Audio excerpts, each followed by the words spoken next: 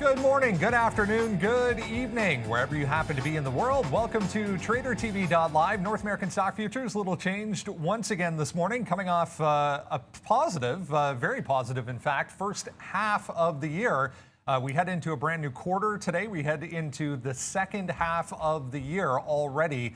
Decent performances, as I mentioned, the Dow 210 points, in fact, yesterday.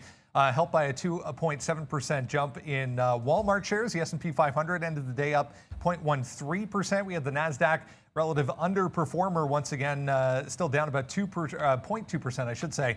Facebook, Amazon, Netflix, and Google's parent Alphabet to blame for most of that move. The S&P 500 notching its fifth positive month in a row, rising 2.2% in the month of June. The broad index posting its best first half since 2019. So pretty good year so far. Individually this morning, we're going to check out some EV names, Chinese EV names, reporting June delivery numbers this morning. So we'll talk a little bit about NIO and also XPENG on the move this morning. Micron reporting earnings after market yesterday, trading lower in the pre-market this morning. And a whole bunch of IPOs this week, as we mentioned. The latest coming to market today. Krispy Kreme is set to make its debut on the NASDAQ. It is Thursday, July 1st, 2021. TraderTV.live starts now.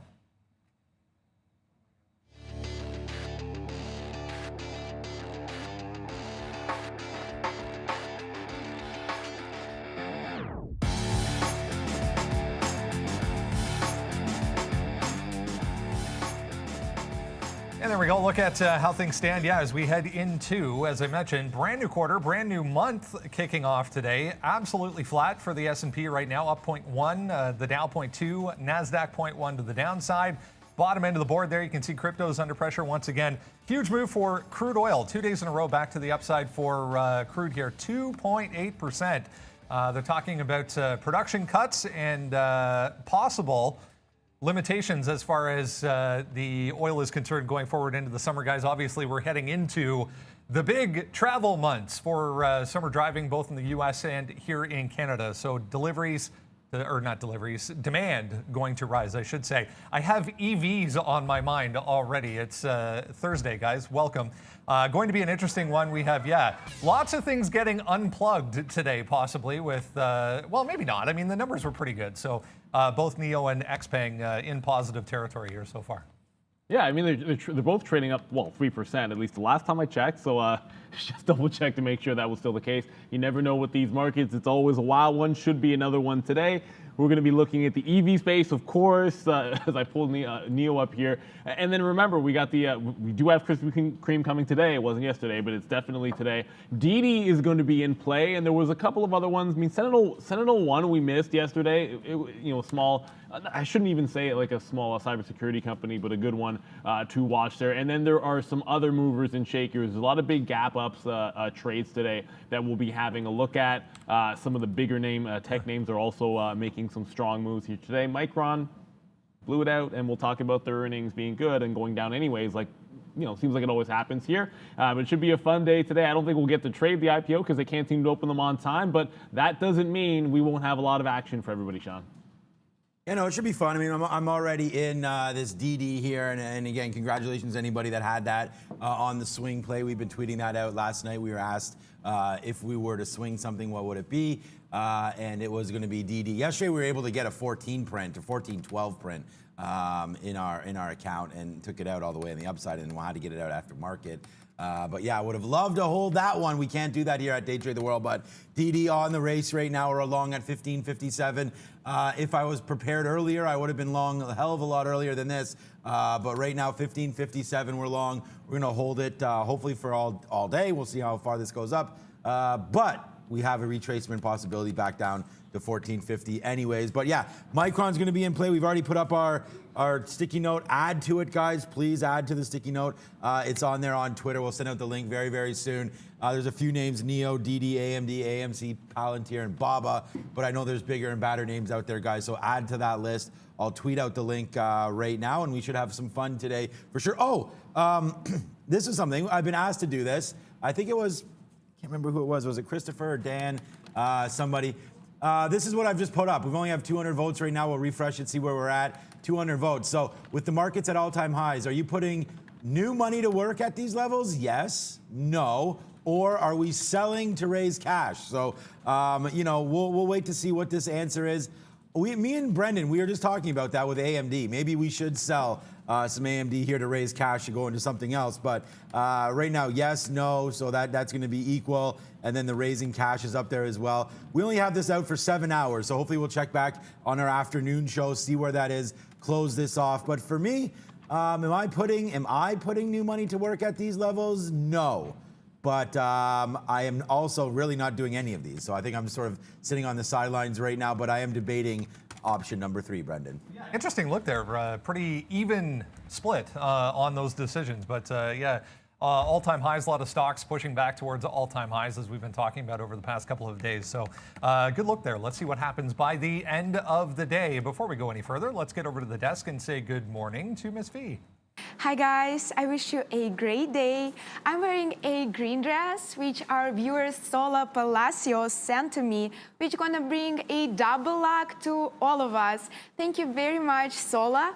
Guys, please like this video and let's get it started, Brandon. Let's indeed get it started. It's officially a green dress type of day, so hopefully the market will follow suit and participate here. We got a lot to cover in the next hour before the market gets open here, guys, but let's get a first take maybe on some of these EV numbers that came out overnight and early this morning from Chinese EV makers. Typically, we get Tesla numbers a day or sometimes 2 or 3 after, both NIO and XPeng. Also, Li Auto doesn't seem to have come out as well, so we'll expect that over the next couple of days. But nice look here for both XPEV and NIO. Yeah, NIO cracked that 8,000 mark for the month for the first time. And I don't know, did anyone expect anything bad here? Right? I mean, the stock has been rallying for like 3 days in a row going into this, and we're still pressing higher. It's been in sort of breakout mode. I'll be interested to see, like, comparatively speaking. I mean, everyone's still lagging Tesla, which is likely to come out with something in that 200,000 range. But NIO, perfectly fantastic numbers there. We talk about the deliveries, and they've blown it out of the water. The only concern that I guess you can have here, I mean, there's 55 sitting right up on the top, which is going to stand out, and we're going to be looking at that level pretty much unquestionably. But then you kind of look at the top end of this range that we had the beginning of the year when it made the highs. And it was essentially like, the 55 to 67 zone. So, that's going to be a big level, that 55. We can hold above there. I think you have a green light to probably chop around this zone. And this is not, NIO is not necessarily a Virgin Galactic, which, I think is going to go up and at some point, like, touch towards the high and then, fall like a rock. NIO has a far better chance to sustain some of this here, but it's just what's going to be interesting to me, of course, today and tomorrow is watching the response of Tesla, because Tesla still has yet to break that 700 mark, and we're going to get those deliveries from them as well. Could be that catalyst that takes them through. All that said, the expectations are high. And when the expectations are high, you better meet them. Otherwise, you can have some downward action. Like, I feel like this has been a disappointing number for NIO. Like, we could be trading back down at like 50. But we're not. We're up at that 55 level, big one. Yeah, we forgot to mention today, Canada Day. So happy Canada Day to everybody here in this country. Welcome to your day off. We're still here for you. We won't be here on Monday, though, taking off the U.S. holidays. But yeah, look, NIO's on the sticky note. You can see that right here. It's been a big mover. This is a 1 minute. I don't know why I don't have data from yesterday, but that's not a surprise. So there it is, a nice little move this week. 1, 2, 3, 4 days. Bang it to the upside. We're breaking out of a lot of levels here. So next stop, breaking through 55, and then just keep going forward. You buy any dips and you take any breakouts. I think that's the trade for NIO. Yeah, we'll keep an eye on some of these EV names, including obviously Tesla, guys, going forward into this morning and over the next couple of days. Some of these charts looking decent. Anyways, speaking of EVs, let's have a look at this one real quick here, guys. Big move yesterday for Churchill, CCIV, if you remember, especially late in the afternoon. I mean, we got to 27.40. I mean, this was a nice move in the morning, but that secondary push, 27.40 up to almost 29 bucks. We're starting to clear some of these daily levels as this deal, I guess, gets closer to completion and winding down as CCIV set to become Lucid Motors, obviously. What's Brendan? You may want to check out before we talk about. Well, we will talk about this, but Meds right now just going ham. MEDS going off right here, taking out that 650 level right now. This just popped. So if you check the daily chart here, so the minute chart, you can't even see that right to the upside there. So Meds yesterday not doing anything whatsoever, like literally no volume. Like there's almost not even a chart here for Meds, and then right now, bang to the upside. So this is Trexadade Health. I don't know, up to $7 right there. So I don't know if there's anything on that, but if you do have it, say something in my ear and I will throw back over to Brendo on that one. CCIV, yeah, look, this was another swing trade. I hope my trade's here from yesterday. Is it? We'll find out. That's the daily chart. We'll see about the minute chart here. Man, nothing's loading today. Okay, so $29. It looks like a good little move. Good move there. But from yesterday, chart not loading. But CCIV still a good name. And I think, oh, here it is here. We took it yesterday in the afternoon. Again, another play that we talked about possibly holding. You can take out this 29.19. It's been super strong. Fisker, some of these names are coming back to life. Workhorse, Fisker, Ride, the CCIV now.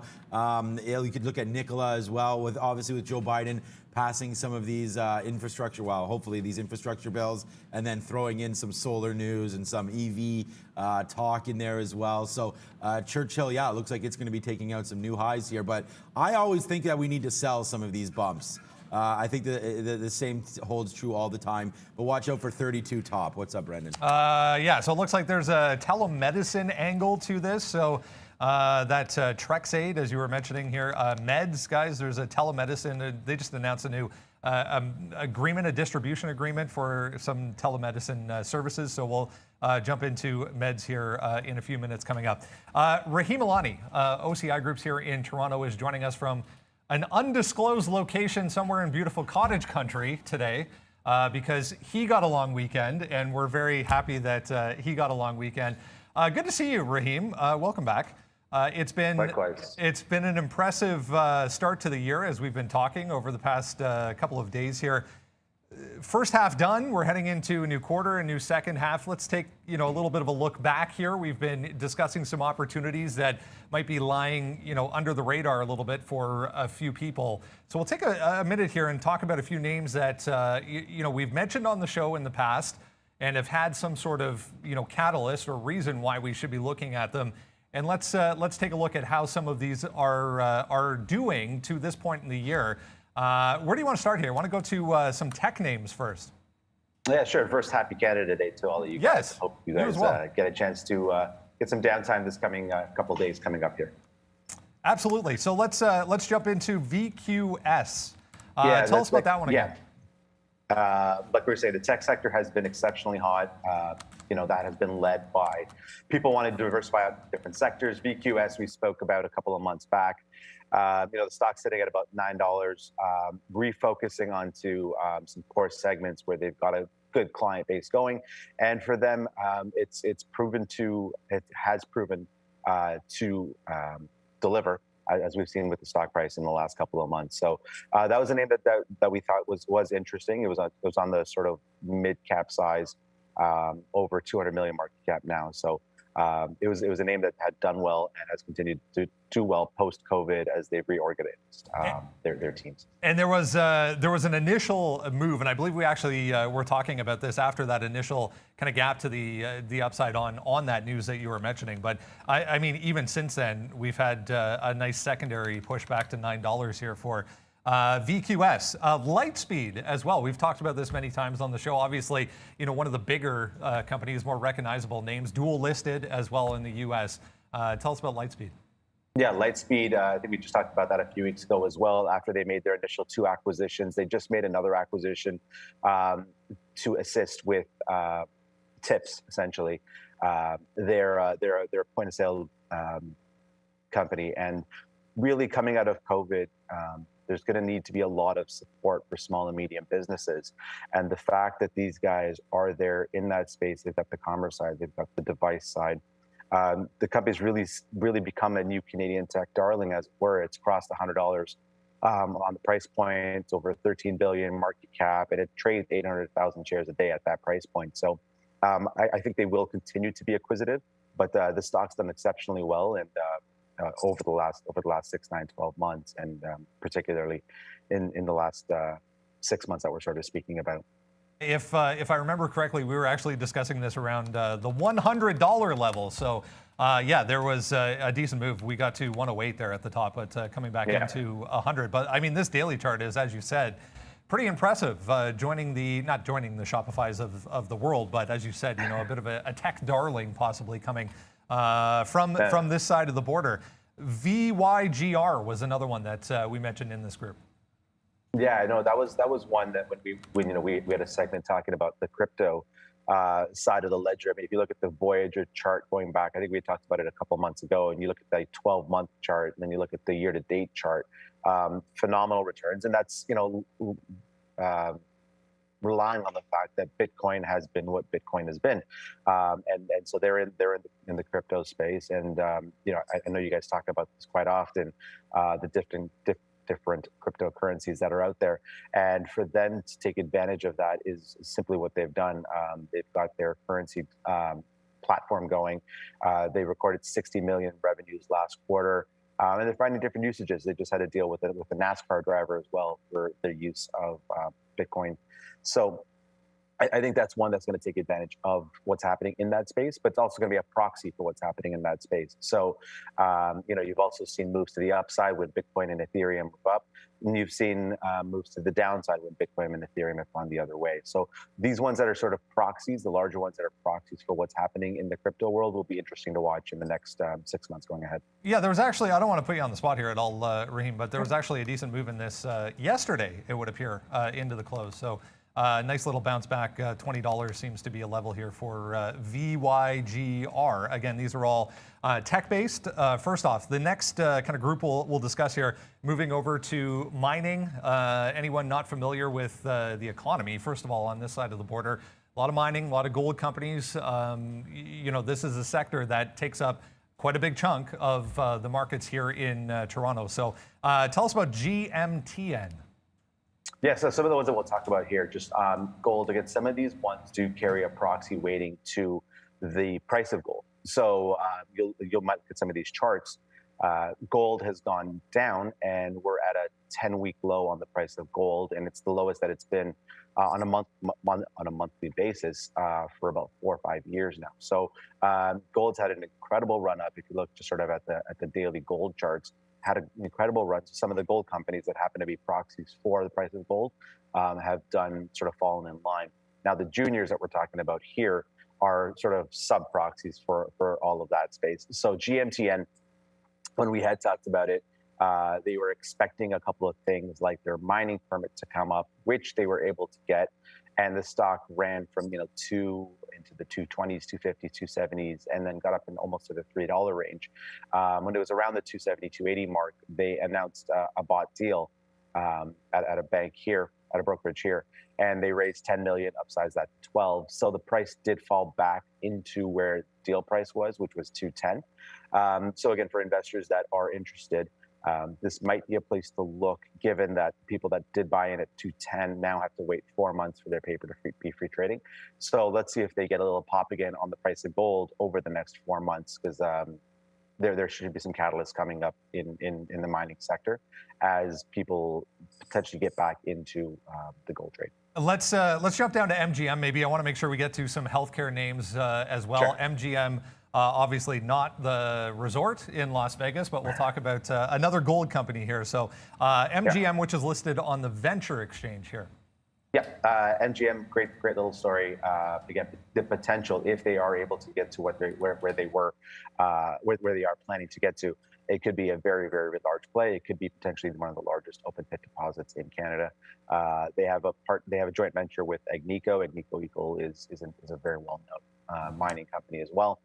So they've been able to achieve some results off the fact that they've got intercepts at their project with Agnico, and these are projects that have gone back to being prior projects there that have been reignited, I guess, for lack of a better word.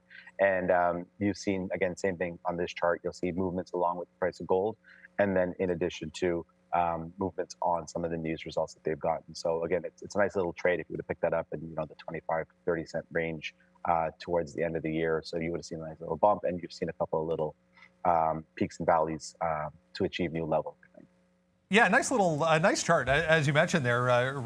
Very controlled, kind of safe-looking trade, but still heading in the right direction as well. I want to talk about some of these healthcare companies. We've had a few of these CEOs, in fact, on the show. VenturePoint, one of those. VPT, an interesting angle to this. There's a lot of opportunity in the, health-focused tech arena that's coming up in this country. VPT, one of those. We discussed, as we mentioned on the show, some of their products, but tell us about this chart. Yeah, so VPT actually was funny. I think it was at our year-end segment. You put me on the spot and you said what might be a tech name that I like, and VPT was the one I mentioned, and that was I think at about 7.5 cents there. So it's had a nice run, obviously, since then. I can't remember when you had the CEO on, but that was probably before they had the announcement with GE. So GE Healthcare is going to be one of the groups involved in selling their technology. And you see on that GE news, the stock got up into the 60s. The stock has since come off because I think people were expecting sort of GE to start promoting and marketing the company aggressively right away. And anyone that knows anything about GE, they're going to do things when they want to do it, especially when you've got a company that's a $45 million market cap Canadian company. So I think as GE starts to get some initial sales for them and get some results delivered for them, that'll be a key catalyst. But it's been a great chart for the last the last 6 months. You've seen them go from that 7 mark into the 60s, and I think they found a nice level here at the 30s. Most of the warrants have been cleared out. So in my opinion, it could have some nice runway up if they get some sales announcements going.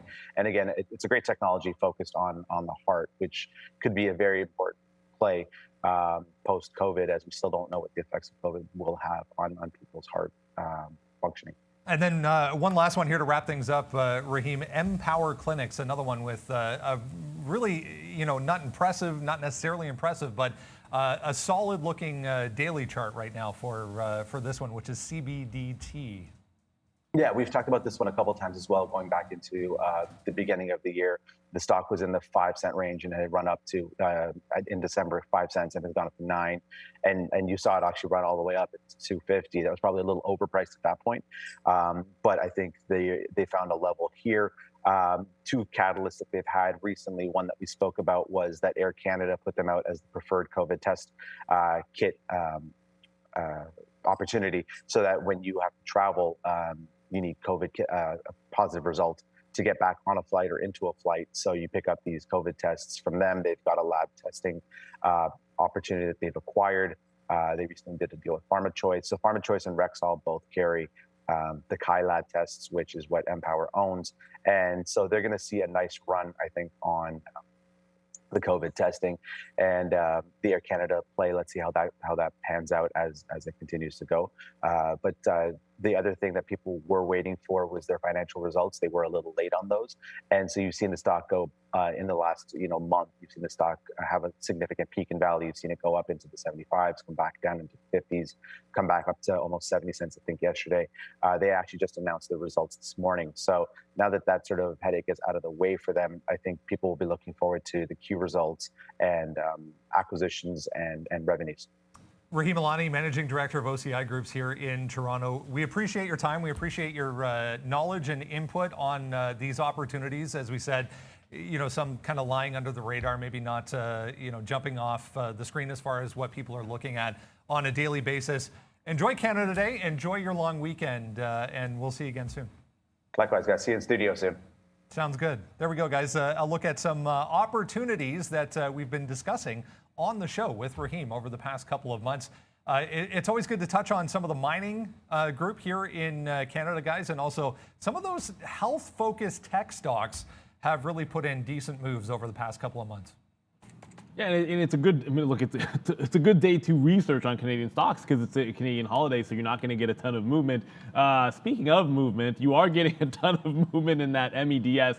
It's going absolutely gangbusters. Also, just saw the 50 break on 50 break. What am I talking about? 55 break on NEO, which I missed because I was trading over in MEDS, and for some reason. Oh, I know what's going on, Sean. I'm not getting that real-time data on my charts. I know the fix I have to make, excluding some prints, but MEDS is trading. It got to that $8 mark, so waited for that level. And you guys know on the daily chart, Sean had gone over it already. When it tried to break and made a fail break, sort of like twice, scalped a little bit out, but second time here at 790. That's that level on the daily. 4 million shares done now, but it's a tiny float, this thing. I think it's actually about to cross the amount of the float it has. I think it's like 4.27 something is the float, and it's about to go through that right now, pre-market, with still 30 minutes to go. This is a runner, guys. Yeah, we tried to short it again at 8 there, and it's running upside. So, yeah, we're holding on to a little bit of a short. I do want to get into more shorts, but I guess now it's just trying to figure itself out. So, got to wait for a turn. I thought it was going to be at 8. And, yeah, we already have 10 cents in the money on that Neo break. So, we actually got it at 55.10 or 11 or 12. Yeah, we missed it as well, but, I mean, I have it up, so I went over to it and punched in. Would have loved to have 55. This is the name that's on. I mean, it's our #1 name here on the Sticky Notes. So Sticky Note Society, what up? That's on that list. And the only thing, I mean, we just stepped in the way of this meds. Like normally we go long on this, but I guess we didn't take in consideration too much here. The daily chart has that $8 right here. So this is a possibility to go short again upside. But for right now, it's Neo, Meds, and DD, Brendo. Let's get some upgrades and downgrades for you guys to start things off for this morning. Bed Bath & Beyond back on this list once again. To the upside this time, Baird to the upside. PPG Micron is here after that report. A price target increase regardless of the report. The report actually not that bad, so we'll talk about that coming up. But Micron on here. Constellation Brands, STZ reported 2 days ago, I want to say. Made a decent move yesterday, so we can have a look at that. Nothing terribly exciting, guys. Spire's one we've looked at in the past to the downside today. Yeah, I mean, the one that we're going to be concerned with, well, and we're going to talk a little bit about Micron, and it's not to say that this is like beating a dead horse or anything, but, you know, when it comes to some of these tech names, specifically the setups that you have seen on the daily chart, it's just one of those, when you talk with Mark Roberts, where you get into obvious resistance point, and at this point, you need to break out. You need to break out with some unbelievable numbers. Like you can beat expectations. I just get stopped out of MEDS. I'm gonna look at that one maybe at like $9 or $10 or something like that. Like the 8 level should have been the only one that I shorted in all honesty pre-market. But with Micron, you know, like you had to absolutely blow things out of the water. There was a bit of a disappointment with their DRAM numbers, or at least forecasts, but they beat everywhere. You even had guidance guidance going forward in Q4 looking pretty good. It was just almost impossible to get past that 85.7 level. There were short opportunities yesterday that we talked about for some day trades, and I kind of feel like we're going to have an opportunity again today to see if you can't fade at that 85 level. Now, I think that they can get a rebound action here today. I mean, it feels like that's what the market wants to do. I thought we'd be buying off of 82 this morning, but after the move up already pre-market, I kind of have to throw that away because the first test could be higher, and I want to play the edges of the range on something like a Micron. But man, that meds, why stand in the way of that thing? It's getting to that 9 already. Yeah, that thing's a monster. AMD yesterday, again, you know, another good call for us. We've been talking about AMD just in the same space there as Micron. But yeah, you know, we still like that. It's approaching these highs. This is part of, oh man, we can't do it on this chart. I'll have to bring over this daily chart. This is part of what I was talking about with AMD, right? It was just like, we're getting up here again. Like, what a monster move this was. Like, you know, we recommended buying NVIDIA. We did do that at 600 off that news of the split. And yeah, AMD just not since that day, but it's been going to the upside like mad. We got a couple nice days recently, man. 84 this was last week. 94 today. So that's a big move up that we should not be ignoring. And I'm just wondering if it's about time here, like 96 could be a good little spot if we're going to take some profits on this name. I'm debating getting some out right now. It did my long-term holding spot, so normally I don't sell anything over there. My RRSPs, it's like, you know, what you guys have over there in the States for your long-term, your 401k. So I'm going to wait on AMD, but for right now, there's the daily chart again. I have to get rid of it. It doesn't show it good because we have this wick here. We tack everything, and that must have been a bad print there, obviously one day. But AMD today, what I wrote down here was let's wait for a 94 pullback. We're kind of getting that right now. I think we can get long in here, 93, 90, 93, 80, and then I'm watching these levels because we've had. You know, it did go in the afternoon, and we did take this trade. It's too bad it doesn't show you. We were long in this break right here on the afternoon. It was 94, and we were able to get out in the 30s. So that was good, but it did take a while to develop. So I'm wondering about a long back into these areas. My bids right now are 93.60 So we're waiting back right in here, and then we're also waiting down here 93.20-ish. So hopefully we get a little bit of a pullback here in AMD. Right now I'm still long DD, I'm long NEO, and I'm short meds, which doesn't seem to be working out too great. All right, let's bring in Arun here. We'll get a quick check of the overall market and see what we need to be aware of today. We are still in positive territory once again. Arun, heading into the second half of the year. Second half of the year, going into a long weekend, major volatility events are out of the way. You know, as long as the market keeps going up for investors, it's a great thing. For traders, it makes it tough because it's going to be a grind. We don't get volatility to the upside, we get volatility to the downside. So the way it's moving, you're going to have to be very patient, very careful where you want to pick your entries. If you decide to go on the long side, I am looking at mid to high 80s with a 70 stop. So 42.70 would be my stop, with maybe something below 90, in between 42.85 and 42.90. There's some decent support activity yesterday around that area late in the session. So that's where I'm looking. We're still trading at 42.95 right now. We have reached the 4,300 mark on the pre-market, or in the pre-market. So in this market, what do? You really can't chase anything, right? What the upside is unlimited, yes, but at the same time, it's so thin to the upside, and the way the market's been moving has been grinding. So it's better off to kind of wait for the market to come back, come to a support base, find your entry there, and then get that bounce and get that move to the upside instead of chasing anything that's breaking out to new highs. Say if you broke 43.05 or so, or whatever that high is, exactly, I think it's just over 43.05.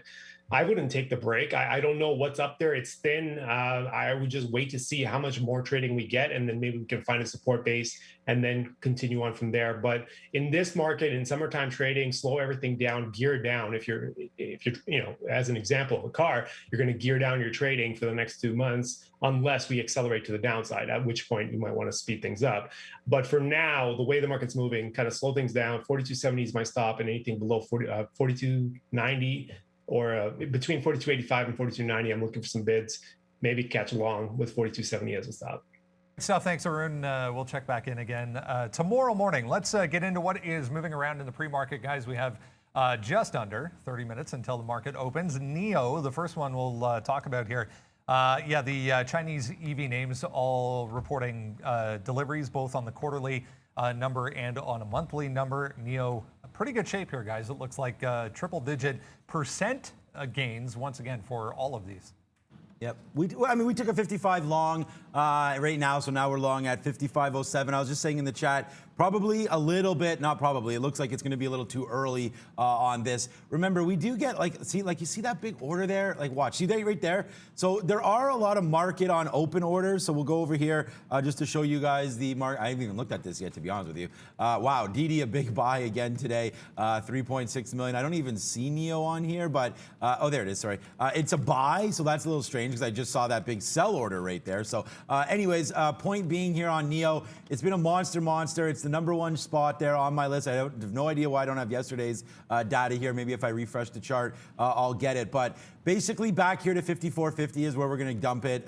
We started off today with a big move in the pre-market, and that's why I'm wondering if I'm in this a little too early. We already had that big move. There could be some profit taken up here. It gets as high as 55.25 for us, so we did go a little bit in the money there, but I'm going to drop it back if it comes back below this 54.50, and then just watch to see what happens here as the market does open, because I just have a feeling that you see there's a big seller still has to get paired off at some point. So I don't know why that's not really showing up here in the imbalance locator. Maybe it is already, but there's already paired off 150,000.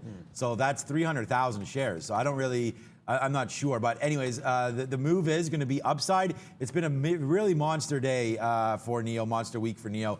Bang, bang, bang, from $44 last week, guys, up to $55 today. So we are expecting a little bit of profit taking, but at the same time, I don't want to step in the way of this. They reported better numbers, and that's all that normally Wall Street looks for. I just wonder if today may be profit taking time as per our, let's have a quick check on here. As per our poll, just wonder where do we go from here? And do a lot of people think we're still in the same numbers. Do a lot of people think sort of the same thing happening right now? Maybe it's time to sell when we get to all-time highs. Are we putting new money to work? If you're not long NEO already, then do you get long now? I mean, this has just been such a crazy break. The upside really is 63, 64. I mean, that's where we've been before. So I'm just thinking this may be a little too rich for people's blood to get long right now, but we're going to play the momentum early, see if we can't catch a bid here. And then if we don't, then that's fine. We'll get out at 54.50, lick our wounds a little bit, and see what we can do once the market opens.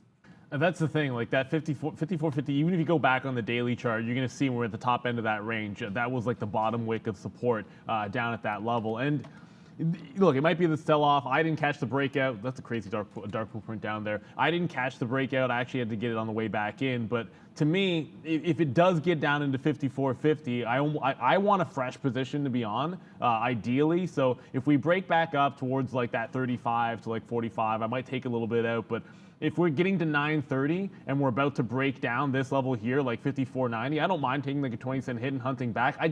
I think it's unlikely that we break this previous pre-market high and don't test 54.50. I could be wrong about that, obviously. Anything is true. There was a news story that came on Blinn very quickly. I actually typed it in the chat before even reading it for you guys, but that popped to the upside, and I was short Blinn when it happened, and actually already had an offer. I was sitting with an offer already in front of that 6. I got hit, and we shorted that one successfully. I was able to get a little bit out there when it got down to 82s, and then it popped through 6 even, so I just got out. Actually had an accidental long that I had to cover, so I'm already in and out of Blinn, and then added to some of that DD. It actually just pulled back.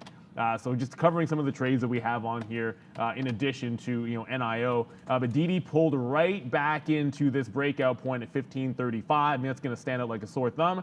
I will say this, I made one mistake on DD this morning. And we talked about this, not ad nauseum, but we talked about that 14 hold. I mean, it's not the Facebook bottom, but the issue price holding at 14. Then you get the gap up, and I'm like, if it's above 15, we're going to take it. It was above 15, so it took it on the consolidation. But see that wick down here? You always want to be careful what orders you have out, because you can get stop triggers. So I actually ended up taking some out in front of 35. Thankfully got VWAP. If it comes to 15.70, this high here, worth taking another leg out. All systems could be a go. Maybe we don't break 16.65, yesterday's high, but certainly, I mean, you can move 10% from 15 and get right to that number, which is a nice little target, I would have to say, 16.65, yesterday's high on DD. It's been interesting to note the strength, the relative strength in XPeng over the past few days or so versus some of the other ones in this group. 4.25% here this morning for XPeng. Delivery numbers, guys, once again, pretty good right across the board. Yeah, I was focusing on NEO and stuff like that. I didn't really look at XPeng too much. Have you looked at that, NEO? I looked at XPeng, and I'll say this. Almost every single time that I've traded on deliveries, XPeng over NEO, I've always regretted that decision. And it's not usually because of the direction. It's just because of how clean you're usually able to pick the levels and get some of the trades. All that said, you have basically the same, it's a similar setup. It's not the same setup because the high in XPeng is extreme, and there's a lower high that we're concerned with, and that's that 46 area. I'm going back over it here to show you that 46 support at the top end of the range. XPeng just certainly more volatile, and I think that's the big key. It's still trying to break that 46. I just don't like the breakout in XPeng. I feel like if one of them sells off, you might get an easier play in an XPeng, but even a bottom range break is almost $1 from here. So you're chasing spread. The spread at times has opened up a couple pennies. Right now it's 1 cent. So I think it's going to be a much riskier trade. I think it's easier to identify that I like this NEO to 54.90 to the open, and then 54.50 is a nice little level there, and 55 even stands out. On XPeng, you're not really looking at the same thing. If things get absolutely crazy, I don't think they will. Well, I mean, they might not, but 43 would be that spot where I think you'd take a shot here on a big XPeng drop. If it drops like $3, it was a breakout price going back to 28th. Then you had that support from yesterday's low, and that was a flush bottom in the pre-market there that it managed to hold at 43. So if it got to that price, I think XPeng would be a little bit more interesting to me, but I'd much rather be trading NEO at the open. The price action and volume is always better. All right, let's go to Micron next. Earnings name, they were out after market yesterday. Not doing a heck of a lot here. We are down 2%, but overall, the report was good. They beat top and bottom. They forecasted higher. There was a memory, if I remember correctly, there was a memory forecast number that came in a little bit on the light side, guys. But otherwise, decent look here for Micron. Yeah, the dreaded DRAM wasn't, I was like expecting 20% growth, which didn't impress everybody. And look, Now, like we said, like Mark agreed with us on this one here.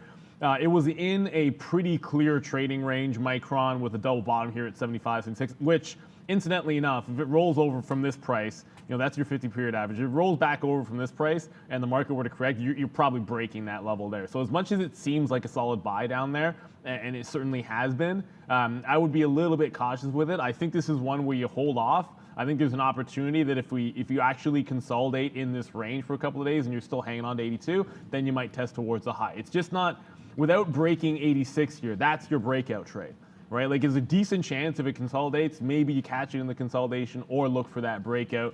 I think there's an opportunity here at least that if it tests up toward that 86, like, look how gorgeous this is off of the open yesterday, right? And then you got another opportunity, essentially on the earnings at the close, but it's essentially around that same thing. It cannot break that previous 85, 78, or 86.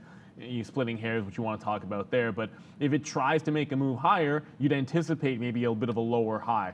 At the other end of the coin is Wall Street sees positive earnings, and if the market decides to rally, something which people might see as undervalued, could be a value there. So I'd watch out for the 80 even area. Other than that, in terms of pure momentum, your NVIDIAs and your AMDs are usually pretty good day trades. I want to make sure you're getting a really good level. If you're trading on Micron, like yesterday when it gave you that shot off the open, other than that, you might want to be a little bit more patient with it. So I wouldn't be touching it in the middle, between like this 82.50 to 83.50. I don't think that's where the action will be. I think that's a good way to get chopped up and spit out. Yeah, I'm going to look. I mean, AMD already doing 30% more volume than Micron right now today, almost at 1 million shares. This is just a stock that I've loved to trade and I love to own, and I can't talk enough about AMD, obviously. But NVIDIA, really, I'm making a lot more money on NVIDIA. But maybe not. To be honest with you, this was 74 up to $94 right now, so that's a big move in the last couple months. Same as NVIDIA's. I'm just looking to get long first. Try to get a first long. Where's my first dip buy?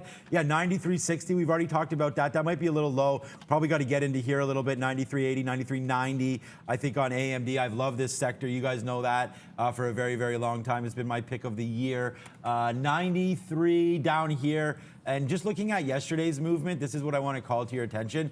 The market could fade out today. I mean, I thought yesterday was going to pull back. It didn't. So I don't know. I keep saying that, and it keeps going upside. So I just like to get long in here on AMD. So if we can watch out for 93, it's where VWAP was all yesterday. So we'll have to look at these bottoms. 92.80 as the ultimate bottom. If we have to get pushed out of our longs, it'll be about there, 92.80. So hey, I mean, we won't fall on a sword, but if AMD keeps on giving us an opportunity to get longer at some of these nice levels. First of all, you got to put a bid right now, like 94.10, something like that, get long ahead of this consolidation. Then we'll go again, then we'll go one more time, and then we'll watch out for 92.80. But I like this name.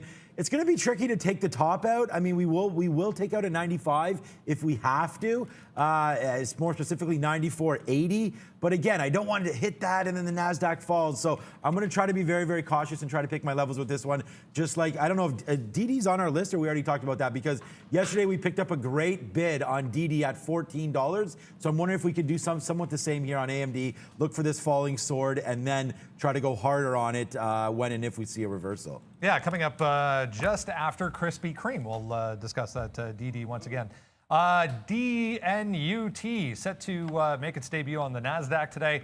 There was a lot of taste testing and sampling going on around here yesterday.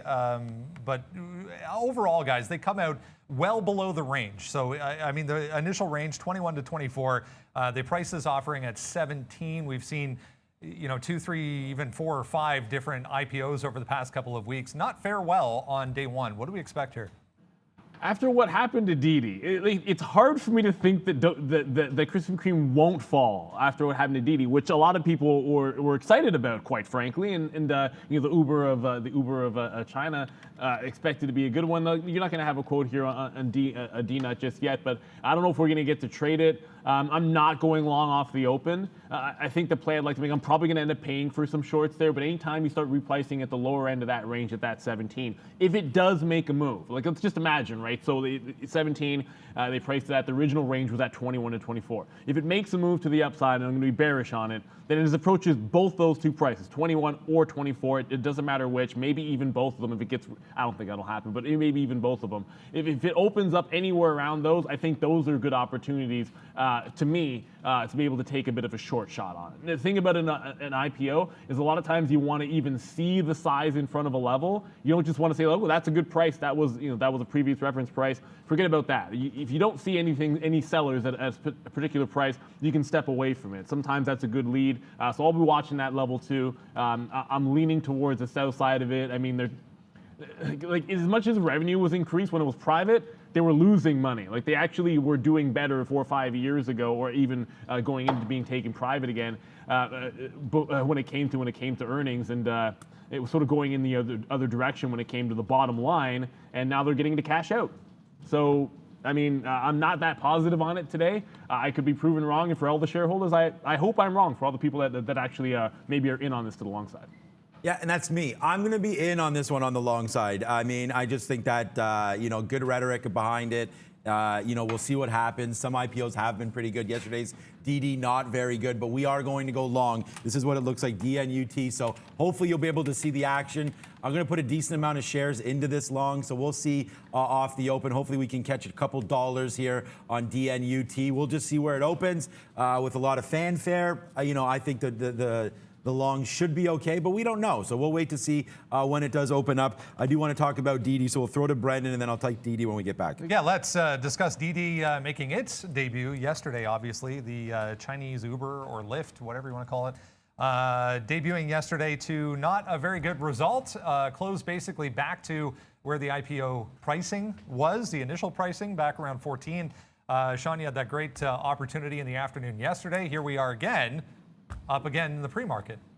Yeah, I'm just watching this meds. Yeah, so DD is what I wanted to look at here as well. Meds going off right now. Okay, so, oh man, it's not in here. So this is what my trade was there a couple seconds ago. Not there right now. But DD yesterday, I think this is what we're talking about a little bit here today as well. If we get this kind of an action, like this is what I mean. If you take, early, DD was okay. It actually wound up going higher than its IPO price, right? So that's sort of why I think that Donut has a chance there to at least do that and give us a little bit of money. But then look what happens, man. It gets to 17, and again, I wasn't sitting here trading this when this was happening, but we watched it fall all the way down, and then we found a good reference price there at 14, which again, that was a good spot. And I actually had a 14.12 long when the bottom was 10. So we waited for a very, very specific spot, got involved here, and took it out on the upside. So kind of thinking the same thing could happen again today on that DNUT. But for DD today, we're already long. I like where it's going. I think we can play off this 15. And again, similar, not similar to AMD because it's not an IPO, but, similarly, I think, I have some more bids down here at 15. And I just want to see if this really is a train wreck, then we will come right back down to 14 and give us a chance here to look at some of these levels one more time. I don't think that's going to happen. I mean, you're already doing 10 million shares here. We have a huge buy side on the imbalance locator. Now 4 million to buy on DD, 400,000 to buy here on NIO. So there's a lot of Chinese names here that are pretty popular today. Obviously, NIO with news, DD with news. So let's just keep on taking these longs to the upside. So, a bad day yesterday. Shareholders being rewarded a little bit today for holding. It was our call for a swing play here. So DD was a swing to go long, and looks like anybody that did that is well deserved, and they get a nice little profit today. But let's keep going long back into this 14 level. To me, that makes a lot of sense. So let's rock and roll with DD today, guys. Yeah, I'd only say, I bought VWAP here this last time. I don't know that it makes a ton of sense to catch it again. You are getting a pretty good solid trend to the upside, but we're starting to reverse. You're getting close to that open where I never want to be averaging in too heavily in the 5 to 10 minutes on any position going into the open. I love this in front of 15. We sort of talked about that I mean, it was kind of resistance here in the afternoon in front of that 15 level, and we took advantage of it, at least trying to catch a bit of a long and taking profit in front of it. But now I think that turns into like that psychological, maybe resistance turns into support, and that certainly happened so far. So if it breaks 15, I'm out, and then I'm just looking for that 14 level. You don't have much else to work off with, so you stick with those two levels, play the trend. I think the top from yesterday is going to be a bit of a barrier as well. I said 1665. Apologies. That was right around. That was like the open where it got to, but like there was actually a move into 17, so it's pretty close to $17. Anyways, in front of that would be where I'd get out of anything that I have to the long side, and maybe look for a top end breakout trade at 17, so long as it sets up nicely. All right, let's make sure we cover some of these meme stocks once again today. MRIN has been a big mover over the past couple of days, leading in the pre-market here once again this morning as for Marin Software as far as volume is concerned. Not too many others in this group doing a tremendous amount of volume, but nice gap here once again for this one. Yeah, it was a dog yesterday, obviously, and you saw it go from 14 all the way back into $10. It's been in very range bound, I want to say here, 12.65 at the top, and then right down into what was the afternoon peak at 11.40. So always have those levels in play. Let's keep in mind, and this is essentially not at the midpoint, but right in the middle of a cluster before this thing broke out and got to 19. This was essentially that same like 1275, 1280 area, close to what this top that we're dealing with right now, where you broke to the 19 top. And I think that's why, you know, I kind of want to lean into this one saying I shouldn't have a bias in either direction, because there is a chance you can break out at 13. There is also equal chance that you're retesting that 10 even area. So a lot of times I'd be sitting sort of in a short here. I'd like to play the fade off a 13 break. Like if it breaks 13 and fades back in, I think that's going to be the way to go, because I still have a bit of a short to pop bias with this. The volumes on some of these meme plays, it's like, since that rule came in, it just feels like the moves aren't as long sustained, and the secondary and third moves, like once they pull back in, is it really going to retest the high? I'm a little bit doubtful when it comes to MRIN, but I'm going to give it the chance to break that 13 first and then confirm that it wants to sell through that range before just sitting in it. A lot of times I'd already be in this short off of that high. Yeah, I didn't even look really at MRIN today, but yeah, I mean, it's a good level. There's some good names there. I was looking at CCIV again at this 1920 level that's coming up. Oh, it's CCIV on New York. I should have known that. It just broke. So that 1920 there from yesterday's high that was made in the aftermarket. We were battling this thing right around here, and then you get the pop, and then another one today up to 1.4% now for Churchill. So always looking at this 31. We talked about that yesterday, and then a possible 33 top. The short is still quite large on this name, so we'll have to watch out for CCIV going to the nothing but upside right now. I mean, look at this explosion, 27 to 29. Big move, big volume coming in here late in the day. So that should have been an indicator. Again, we did talk about swinging this as well. So there was CCIV, AMD, and DD were the swing calls. And guys, yeah, we're not able to hold anything overnight, or I would have, because, you know, we did have that 14 long on DD, but I'm talking about my own personal accounts, guys, not here for Trader TV Live. Let's discuss just quickly here. Let's touch on some of these travel names. Maybe I did see a couple of positive notes again this morning, specifically around the cruise operators, so Carnival, Royal, and NCLH. All back in positive territory this morning, but I want to focus on this one real quick if we can. CCL up 0.8 in the pre-market. It is coming back to the downside here, but big levels over here on the daily chart. Again, I mean, the story over the past couple of days has been surrounding the ability for these to resume operations, specifically in the U.S., but we've seen, you know, sellers return, specifically in Carnival over the past couple of days. Yeah, and it's been a big trend since that. Like it was a hard top at that 31, or at least trying to get through 31. A bit of a reversal here, and thank you guys in the chat that we're bringing this one up here. It wasn't at the top of my list, but it certainly has been on the list today to watch, as it always tends to be. So you didn't quite get to 24.25, sorry, 24.25, not 25, but 24 and 25 cents area at that bottom for support, but 25 even sounds a heck of a lot better. So holding a higher low on this pullback seems pretty good. So you have what looks like, I mean, it looks like it is a bit of a wipeout bottom. You make a low, hold it a couple times, and then you break out on top of the range. So what you'd be looking for today is, okay, well, maybe you can break 2650, like that's yesterday's top.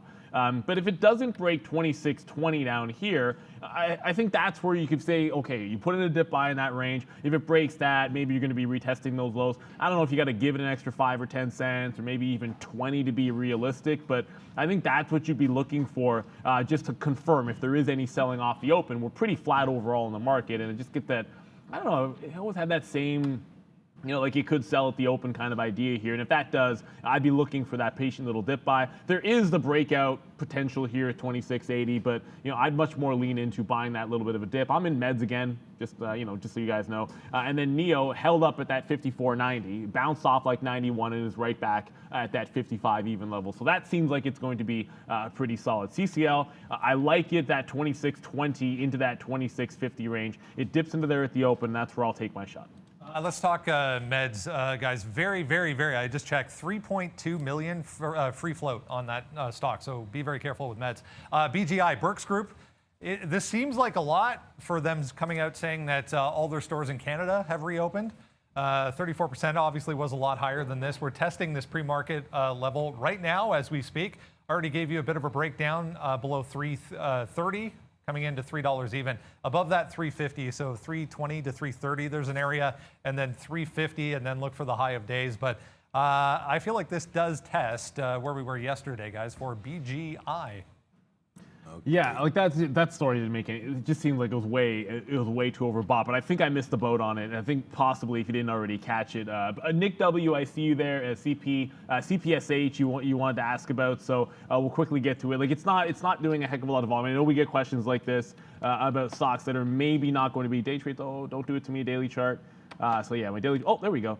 Daily chart wants to load up there. And I kind of feel like, and correct me if I'm wrong, and we didn't already talk about this, and if we didn't, then apologies.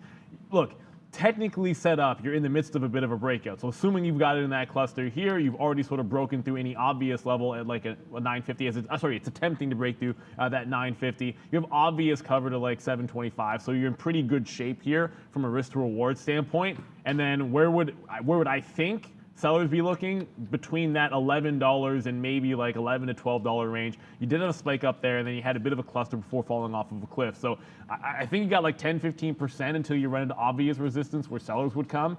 And it's about that to the downside here. So it's sort of in the middle of that range, but you've got the 50 period, you've got the breakout, you do have some ridiculous highs in most charts like this in the last few weeks. You're talking about a lot of the clean energy space and a lot of the EV names have managed to follow through. Just make sure you have a stop.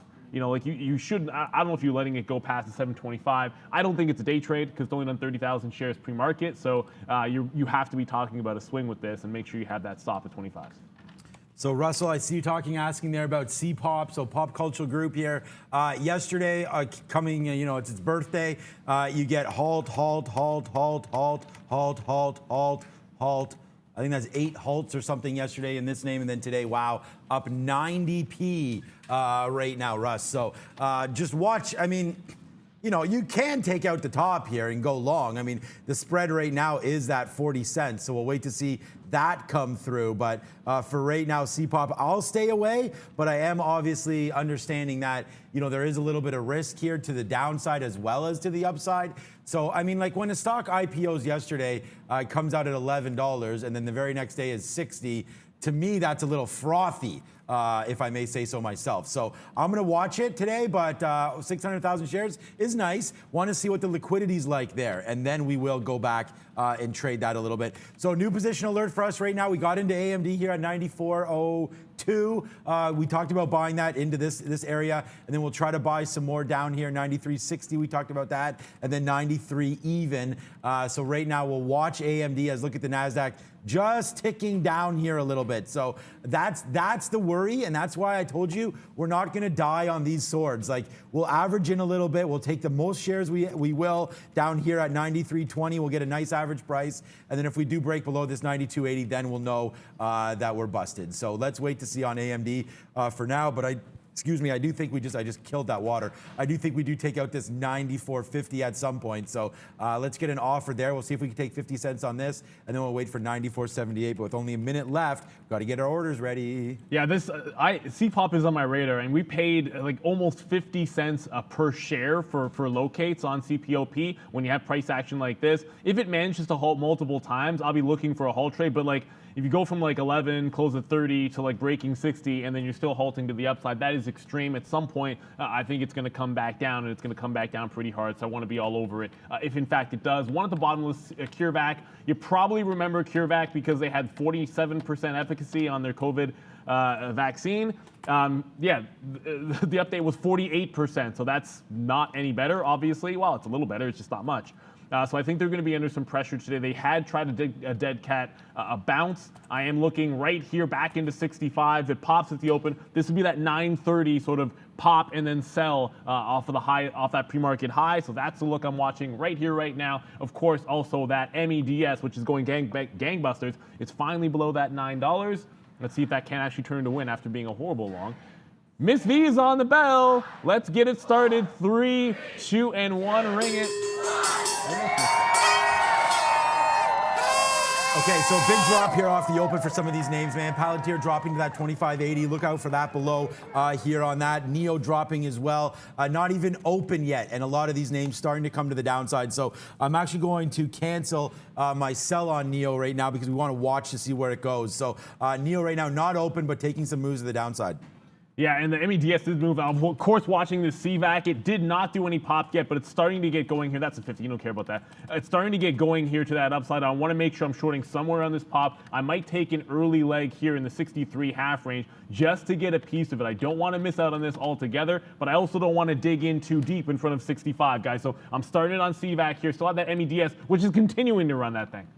Yeah, Meds still going up. We did get some out there. Nice out on Meds, though, 877 there. We are short at 890, so it's not like it's a great out, but here we go. Now to the downside a little bit again here on Meds, so let's see how far we go. We're pretty loaded up here, so hopefully we get a little bit of a dip down off some big news. We are short right now, Meds, 880, so some bids are out there already. We'll see how far it goes down. Hopefully it crashes down as I stumble up because we just got a nice call there on AMD, but it is moving to the downside. So that's not a big trade. We are waiting right now to get a little longer at this 93 level, guys. 92.80 is going to be our out. Yeah, and Neo already breaking hard that 54.50. We're down at 54.25, so that one abject disaster. Now, it's at that pre-market low, which is 54.14. That's got to be that line in the sand. I have to look at Meds as well because that's a pretty illiquid stock. I was able to get some shares out there at 880, double tapped it, but it looks like it's holding up at VWAP. That could get crazy. If it breaks that, we could be down at like $8 in an absolute hurry, but it just pops back in. I'm now using high of the day, that 955. That's going to be that level. If it takes that out definitively, I am gonzo out of this stock. I don't want to fight it too hard. No point in fighting some of these stocks if we're going to lose on them, especially Neo here. We go ding, ding, ding, ding, ding. These were light, but these are more heavy. So this is going to be a loser, man. We break back down through 54. We got to get out of Neo. Unfortunately, it doesn't show yesterday's numbers, but we talked about this kind of run. There we go. Yeah. We talked about the run that this has had, man. It's been a big run, so now we get out of Neo for a loser. So we'll go arrows down on our Neo trade. That might have been the bottom, though. That's the thing. I actually looked at that one, and there's always that last little bottom. And the question you have to ask yourself is, when it breaks it, like that actually happened to me in Viacom at that bottom, where it breaks 54, it goes like a few cents and snaps back in. I actually added to it when it failed that breakout, because the high here in yesterday's action was like 53.83. If it doesn't take that out, a lot of times you get a wipeout bottom and a fake out. If that's the case, fair enough. But if you're wrong, you just lost an extra 20 cents. That's the other side of the trade, guys. There's no such thing as divorcing risk from reward. So in that particular case, if it turns out to be the bottom, fair enough, it might be a winner. But remember, I had to risk an extra 30 cents potentially to see if that was going to be true. Yeah, so we just crushed it on the way back, man. So we see that. We go long again. We go long 3 times the shares, believe it or not, double the shares on the long side. So we still could lose on this one, but we're taking some out. Ding, ding, ding, ding, ding on the upside now. So our next offer on Neo, 55.46. Okay, here we go. So now we're starting to go 55.40. So let's just keep on going upside. Sorry, 54.40. I got to put these orders out. Good little long backside here on Neo. Yeah, let's get that party started on Neo. It's going to be arrows up, and I hope that made sense. And if that didn't make sense about that wipeout bottom, please ask questions about it. As that was happening on NEO, you're going to see right up to the top on MEDS. Can't do two things at one time because I'm not a robot, but it does turn right at 950. That would have been a decent place to add, but I got a little bit of profit down here when it was barcoding, but then lost, shorted again and lost, and shorted at the top. So we're trying to make this one work. It's a very, very strong stock. We're right up at that 65 area in CVAX. We want to hold off on adding as it tests the top end of its range. Remember, bad COVID results there, whereas Meds does have a positive news story behind this move. Yeah, we're still holding on to Meds. We got a nice little 30-cent winner now. We're back to flat, by the way, so we'll hit the siren for that one. Back to flat now on NEO for the P&L. Position pending. I mean, if this comes down, we're going to lose, and we're going to lose badly. So that's why we're out. I mean, look, again, I know Neil was just talking about, oh, man, come on, guys. Let's just move. I can't even move this chart over anymore. Oh man, stuck. Anyways, so again, we get blown out there at 54. We have to take it out because 54, you know, if you don't have outs, you're going to lose every time. So we have it out there. Well, I wouldn't have lost this time, but we have it out there at 54. Once we realize that's wrong, this is literally 10 seconds later, I just marketed in to my full default there and took that trade all the way back up. Got some out in the 30s and just took some out there at VWAP. Had nothing to do with VWAP. We were just watching the stock. Got out there at 50s, 60s, our best out, I think 64 on that one. So we make it all back there on NIO, guys. Canada, oh, there we go. Now my charts are moving. Okay, good. Little hiccup there. Let's wait to see now top side here. Let's see if Neil wants to go. We're still watching that Meds. We didn't average in anymore. As you can see, it's been relatively a disaster because of right here. But other than that, we have a decent price. We've held out onto this. We're short at 880, 890 there. We'll see how far this thing wants to fly. Our out's going to be 10, which is probably,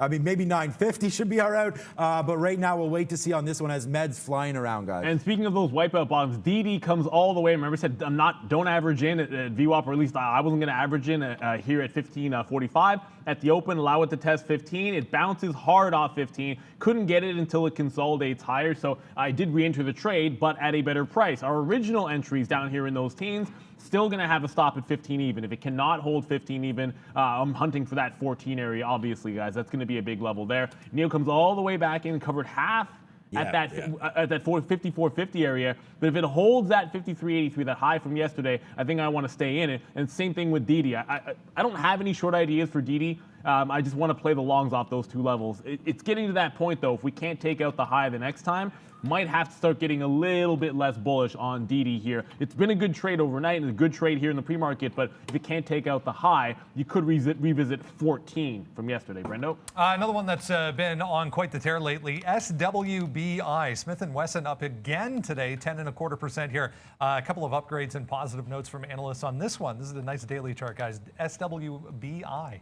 WBI, okay. Yeah, so right now I just want to look at AMD. So there's that bottom that we had to take out there. Again, we talked about 92.80. It looks like we pegged the bottom pretty good there. So that's going to be, again, damn it. Like, I wish we'd started this day off a little bit better here on some of these longs. But when they drop down, it's sort of like profit. What? Yeah, there we go. Thank you, Ms. V.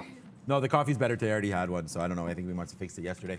So anyways, those wipeout bottoms there, we had to take it on AMD, and we just had to get out. So that is what that is there. We'll wait for AMD. I think a break of right now makes sense. 93.50. We can get above 93.50. We'll take AMD long, just like we did on NEO. So that's going to be a good one to look out for. We were watching Alibaba, AMC. We haven't had a look at yet today. Let's have a quick look over there. I like the top break of 58. 58 on that. Wow, 56 straight upside, man. 58.20 is what we were looking at from yesterday. It must have been, up here, 58.20. So there's yesterday's high staring us in the face. I think we'll take that on a break as well. So that's going to be AMC on a break. But wow, did we ever miss that bottom, guys? Off that consolidation right there yesterday in the afternoon. Some consolidation downside 56. That's where we get that pop to. Now we're looking at that 58.20 high. If you like a short, there's nothing wrong with going short against that level, though. AMC today, only 3.5 million shares, but definitely giving some opportunities right there. Wow. And just over here, I did see this, guys. MRIN is halted to the upside, so I'm thankfully. I even said I would normally have been sitting in a consolidation short on MRIN in this range. Just didn't feel like it was going to be a good idea. Now it's halted to the upside. I want to see if it holds this level here at about $15. That's going to be yesterday's high. It's going to be also a bit of a pullback bottom in the aftermarket when it had that parabolic move to 19. So it should open up in 2 or 3 minutes here. When it does, first test will be off that 15, assuming it opens higher. I mean, I guess that's a big assumption. It could always open lower, in which case I've gone over that setup before, but we got to go back over to NEO. That 54.50 area, right in around here where you did have that flush out, that was that key price. Got to make sure we're taking some profit out in front of it. That's where we shouldn't have started that long there. We should have been starting it right down, at least around 25s to 40s. Either way, for now, we've held that 54, that wipeout bottom, and 53.80 yesterday's afternoon high. You want to test back up to 55. If it cannot get there, this could be trouble just going long all day if it can't even retest that 55 even. So I want to tread cautiously, despite the fact that I like it. MEDS, you need to flush yourself down a toilet. I don't want to flush myself down the toilet, but there we go. That's actually the move and break we've been looking for. Breaking through here. I'll take some out in that 50 range. Remember, if it broke that, we're like, it should manage to head down to about $8 at least. That's where that other cluster was. That's where I'd expect some support to come in here, guys. So I'm going to pop some orders down all the way to that 8 even. And let's see if MEDS, we can make that back. I don't know if we should have been this aggressive. This was okay, but this short here was way too aggressive around 850, 860. The top, I don't mind, but that's a horrible trade there. The rest of it looking pretty good there. Yeah, guys, look at this, guys. Look at DD, and we remain supreme on DD there. So that was a great trade. Look at this bid there, man. Look at that 15 bid. Wow, off the open, bang, right to the upside, man. That's a 60-cent win right now on DD and still counting. Meds, 50-cent winner right now, and brought that name from negative to positive. AMD, we now have a 20-cent winner on right now on AMD. We did buy back some here. So what was a disastrous open, guys, has turned itself around. So right now we're going high up. Let's see how far we go. We're going to take a 93.50 break as well on AMD, but right now, a good trade there. Now 25 cents in the money. We'll probably take a little bit out and then go long through 93.50, guys. So a good trade here on AMD. And that Meds turned around a little bit sooner than we expected. I thought we'd go into 8. Now we've turned here at 840. So it's a good thing we took some out. I also have to get back over to that NEO. Oh, you read my mind there, Sean. NEO just pressed up to that 75 mark. I cannot look a gift horse in the mouth because it's not a good thing to do. I just said we need to retest 55. That's a good sign. I'll take another leg out as we're now heading back towards the high. We're at the point now where if it dips, I want to see if we can't hold the higher low at 54.20, so call it 54.25. That's where the dip buy would be on NIO. Line in the sand time for CVAC. It's at 2 days ago, that high at 68. Also pre-market lows. If it breaks out, I'm gonzo. Brendo? Similar looking chart here. Citius Pharmaceuticals, CTXR. Big dip off of the open. They were out this morning with some data on a recent trial of theirs that actually missed expectations, but a nice bounce here off of 270, 275 for CTXR.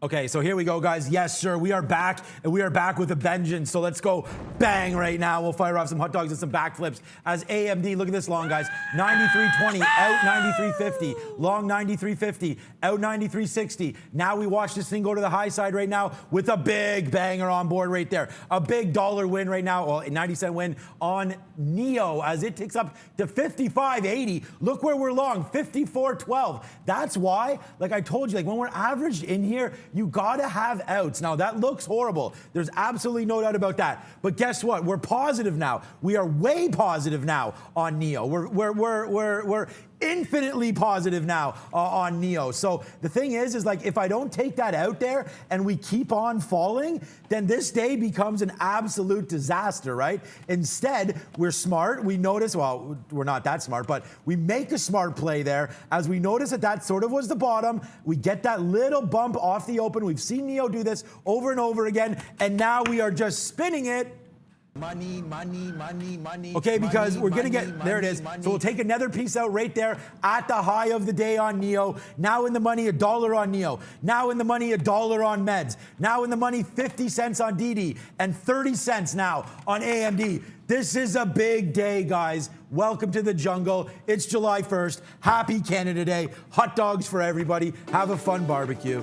And DD just got to that top again, guys. So I hope you took some profit at that 1570 area because it just touched there again. So VWAP, also that price, we're going to get a perfect out there. Only if it doesn't go up. I want to be buying dips still. So we'll hunt a higher low here. Next cluster, maybe that 1530 area. You also got to go over to Meds. It got very close to that $8 range, but you guys saw the orders were out there. It literally in real time as I was putting them down. So right in front of that 8, we want to look to take some shares out. about $1.25 worth of a win. I'm concerned more about the cluster here. That was a failed short off of 775 bottom into that 815 area. That's why you see me get shares out in front of those. Brendo. Just saw JetBlue, guys. JBLU popping up here, 2%. Nice look here. Decent volume as well behind this one. We mentioned some of the travel names in the pre-market there. They appointed a new president of technology ventures for JetBlue today. So JBLU moving.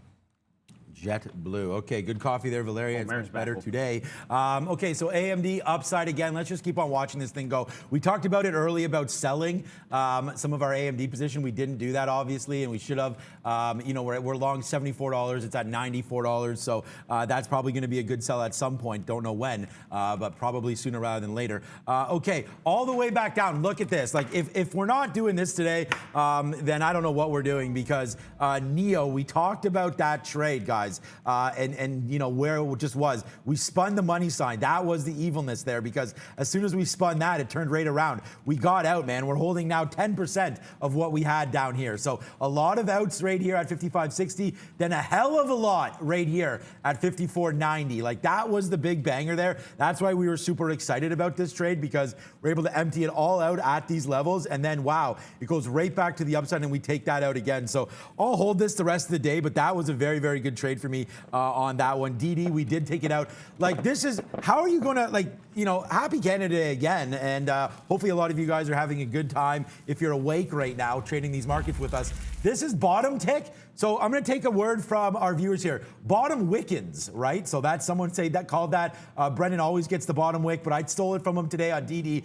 Bottom Wickens right there, 1501, and top Wickens as well at 1570 right there. So a bottom and top Wickens right there doing really well. So we're really happy with those plays. Out comes NEO as it just crashes downside. That's okay, man. I'm super, like, I can't be more happy. I'm sorry if you guys didn't get out. I wish I got out of everything, but that last 10% just crashes down there.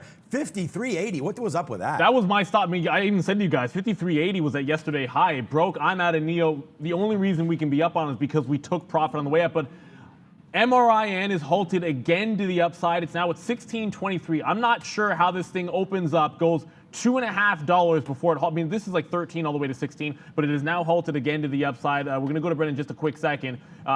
This high here at 1882 was now certainly going to be in jeopardy. It's breaking the backs of shorts. I actually just paid for short sales on this stock, not realizing we had locate. I thought we had locates originally for free. It looks like we're having to pay for them now. This is off to the races, MRIN. If it hits that high, watch out. But I'll be looking for a short off of any of those reopen setups. Brendan. Big mover past couple of days. B square, remember BSQR from 2 days ago was the big move up to above 8. Active again here pre-market, guys. We dipped down to 460, just broke back above $5 on huge volume there. Heads up, B square moving again. All right, B square, be real. Cypress Hill in the house. Good out. So good outs again here on meds, man. Well, we still have 40% of our trade, thinking that it's going to come even lower, but we'll wait on meds. Who knows how low that name, even if it's going to go anywhere. MEDS at this point. We did get our best out there, 832. We were waiting for lower, that's for sure, but we don't have that. We did re-engage in NEO right now, so we'll see about that long. DD still making moves. We still like this stock. We're still 50 cents in the money. I still think we could take out the day's high there, but what a banger trade that's been for me today, like Profit City on that one. And then AMD. Unfortunately, this happened, and we didn't load up nearly as much on AMD as we did on NEO, so I'm not going to celebrate this name because we are going to be negative on it. But, you know, again, a couple decent buybacks and then sell. So buyback here, sell, a buy in here at 93.50, and that's what we're long right now. So a nice little 50-cent win for us here on AMD. So we got some good trades on, that's for sure. 50 cents AMD, 60 cents DD, $1 on meds as it comes crashing back down. Minus 10 cents on NEO. But here, NEO's going to come out right now. There it is. So we're out of NEO right now. We took it one last time. NEO's going to be a losing stock. It should be the only one on the board. We're going to have AMD also. Meds back into the winning side of things for us. So hopefully this can continue to crash down. Some bids in here. There's some 775 areas that we were talking about on meds. And I love Uber going forward, guys. So I'm debating a new equity position on Uber. I was once long this name in the 30s. I got out like in the 40s. It was not a big trade for me on Uber, but right now with the reopen and everything happening, I am really starting to get a little bit bullish on NEO, especially on Uber. I still can't believe that move on NEO, especially on Uber right here. If we could take out this 52.50 level, look at this consolidation, guys. I think you have some upside moves here coming on Uber. I don't know if we get past 60, but a nice little 52.50 break. I think I'm going to initiate a new position and go against my poll already. Let's just check the poll before I throw back to Neil quickly here. The poll right now is at this with 371 votes. So right now, are you putting new money to work? No. So I may put new money to work on Uber, so we're going to wait out for that one. But I'll word that poll a little bit better, make it a little more obvious for everybody. DD now taking out the tops again on the day. Yeah, I like Uber. I've been looking for a place to add, but I've been waiting for it to look like it's breaking out a little bit better. And of course, DD is like they own some DD guys, so watch out for that one. XPEV, we kind of ignored this here. I'm waiting for MRIN to open. Obviously, it's going to be like a minute or two, or less than a minute. But I mean, look at XPEV. Breakout off of 46.50. I wish I'd played this instead of NIO, but it just dipped. Oh my goodness, right into the pre-market high and breakout price. So look for that dip buy. You guys have seen that before. Like wait. Forget about VWAP. Take it when it actually looks like it's going to hit that level. It just reversed, literally pennies off of it. So that's why I want to play that long. Got 79s here. VWAP is at 47, so we can quickly get like hopefully if it gets back into VWAP like a 30 or 40 cent scalp and then hold the rest. We open up here on MRIN. We're at like 16.56. If it was at 56, there'd be shorts that are literally crying, obviously. So we open back up, test that high.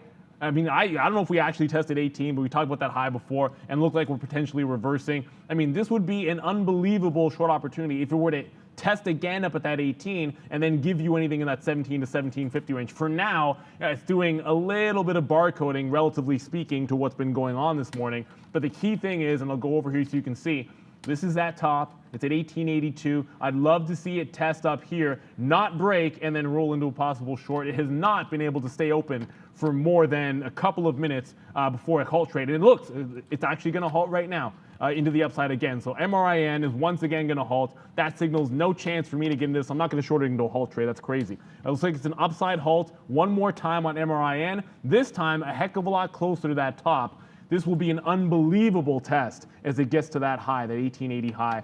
Wow, MRIN. Shorts are getting absolutely destroyed on that particular name.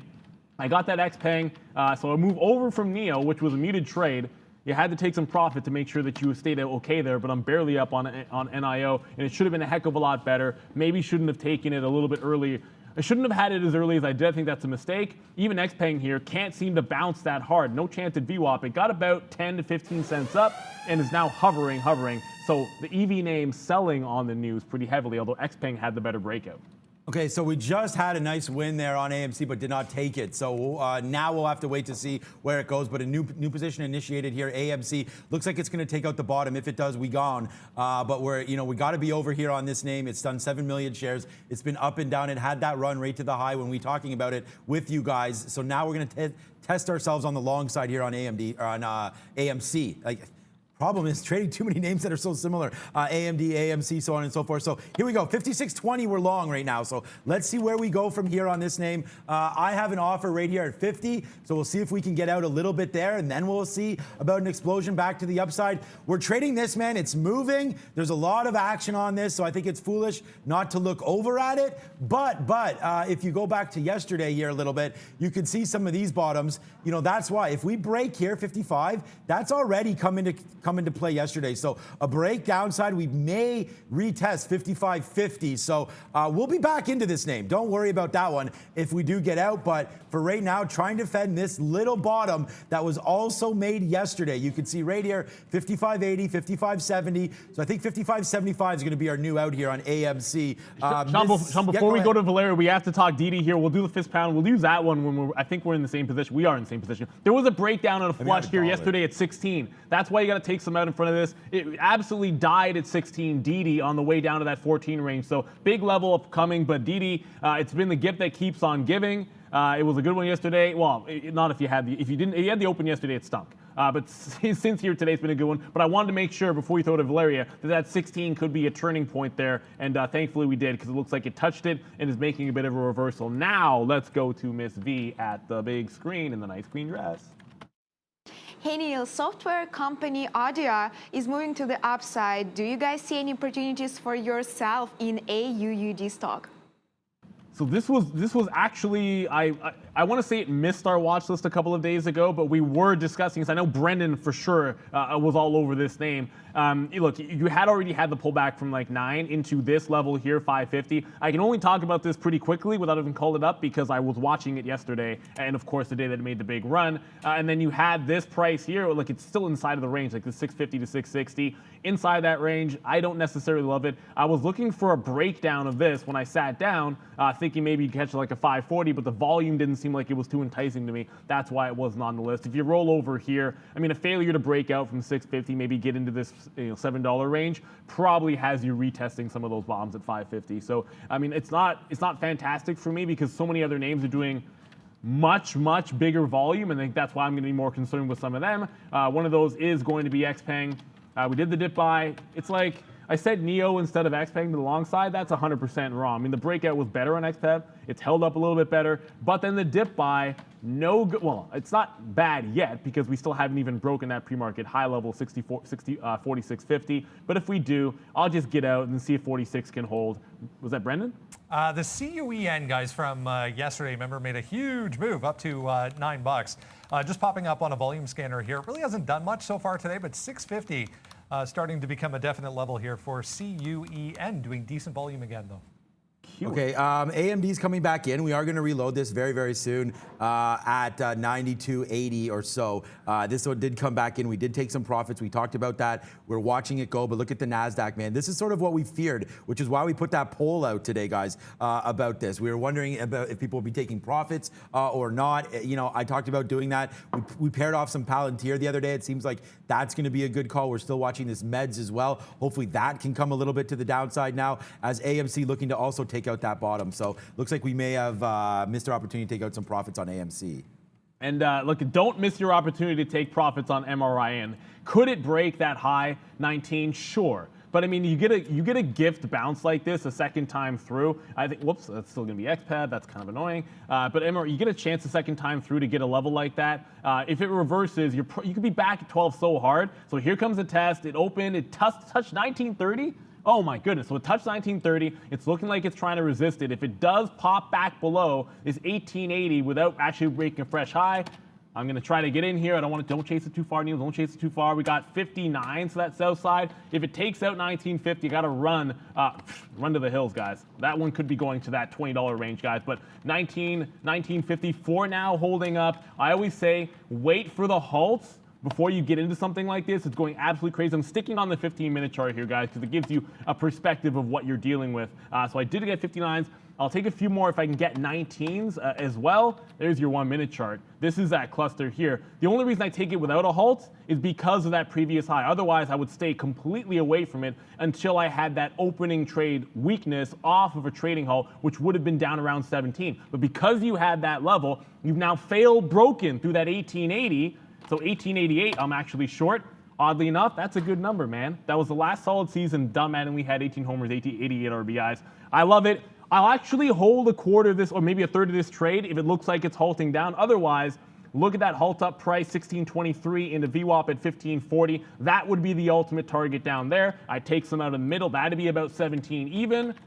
So I'll get a bid down there and see if we can't get this one to be a nice little winner. So there's two ways I like to play those reopen trades. One of them you guys know is the weakness off the reopen after that halt. Does it hold that level here on a failure? Or do I actually have a double top or a ridiculous level to play off of? And that was the case here with that 1888. It breaks, fails. We take the trade. Will it turn out to be a winner? Only time will tell because it just broke the high. And if you can't beat them, sometimes you got to join them. Yeah, bad. Wow. Look, sometimes you get smoked on those trades, just like on meds, man. We almost did, guys. We almost had the same fate there on meds, but no for that one. We actually put meds back in our pocket. Now a profitable trade, so we hit the sirens on that one. Look where we're short, guys, 938. We almost have the high on meds. Now it's going to drop down. We took out too many in here, but that's fine. I mean, look at all this. We do breakdown. We get our 810 bid, then we get our 790 bid, just like we talked, or actually that's better than that, 786, just like we talked about about in here. Now we'll wait for a downside move here, an MEDS, and ring that Reggie. And then we went long again, downside on AMC, taking it out on the upside. So now that'll be a positive trade for us as well. Everything on the reversal working out. $1 now in the money as we still hold on.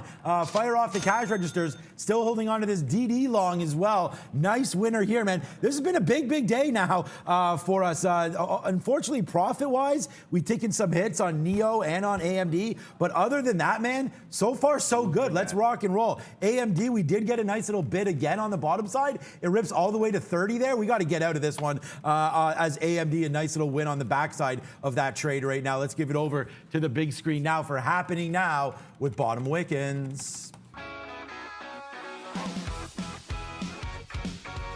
All right, guys, 10 o'clock. Let's have a look at how North American markets are looking so far. We are trying ever so desperately to hold on to positive territory here. Not really working out too well for the NASDAQ. The composite, the 100, exactly flat at the moment, but heading to the downside overall. The Dow up a quarter, S&P up a quarter as well at this point. The Russell leading the way. Small caps, yeah, having a big day so far, 0.65 for the Russell. Here in Toronto, we are negative, but it's kind of been flipping back and forth between positive and negative territory. So a bit of a choppy day so far as well. Micron, one that we were discussing in the pre-market, yeah, was up overall versus where we were going back to a couple of days ago. But yeah, they didn't like this report, guys. 83.5 to 80.5 at the bottom. Straight downside for Micron.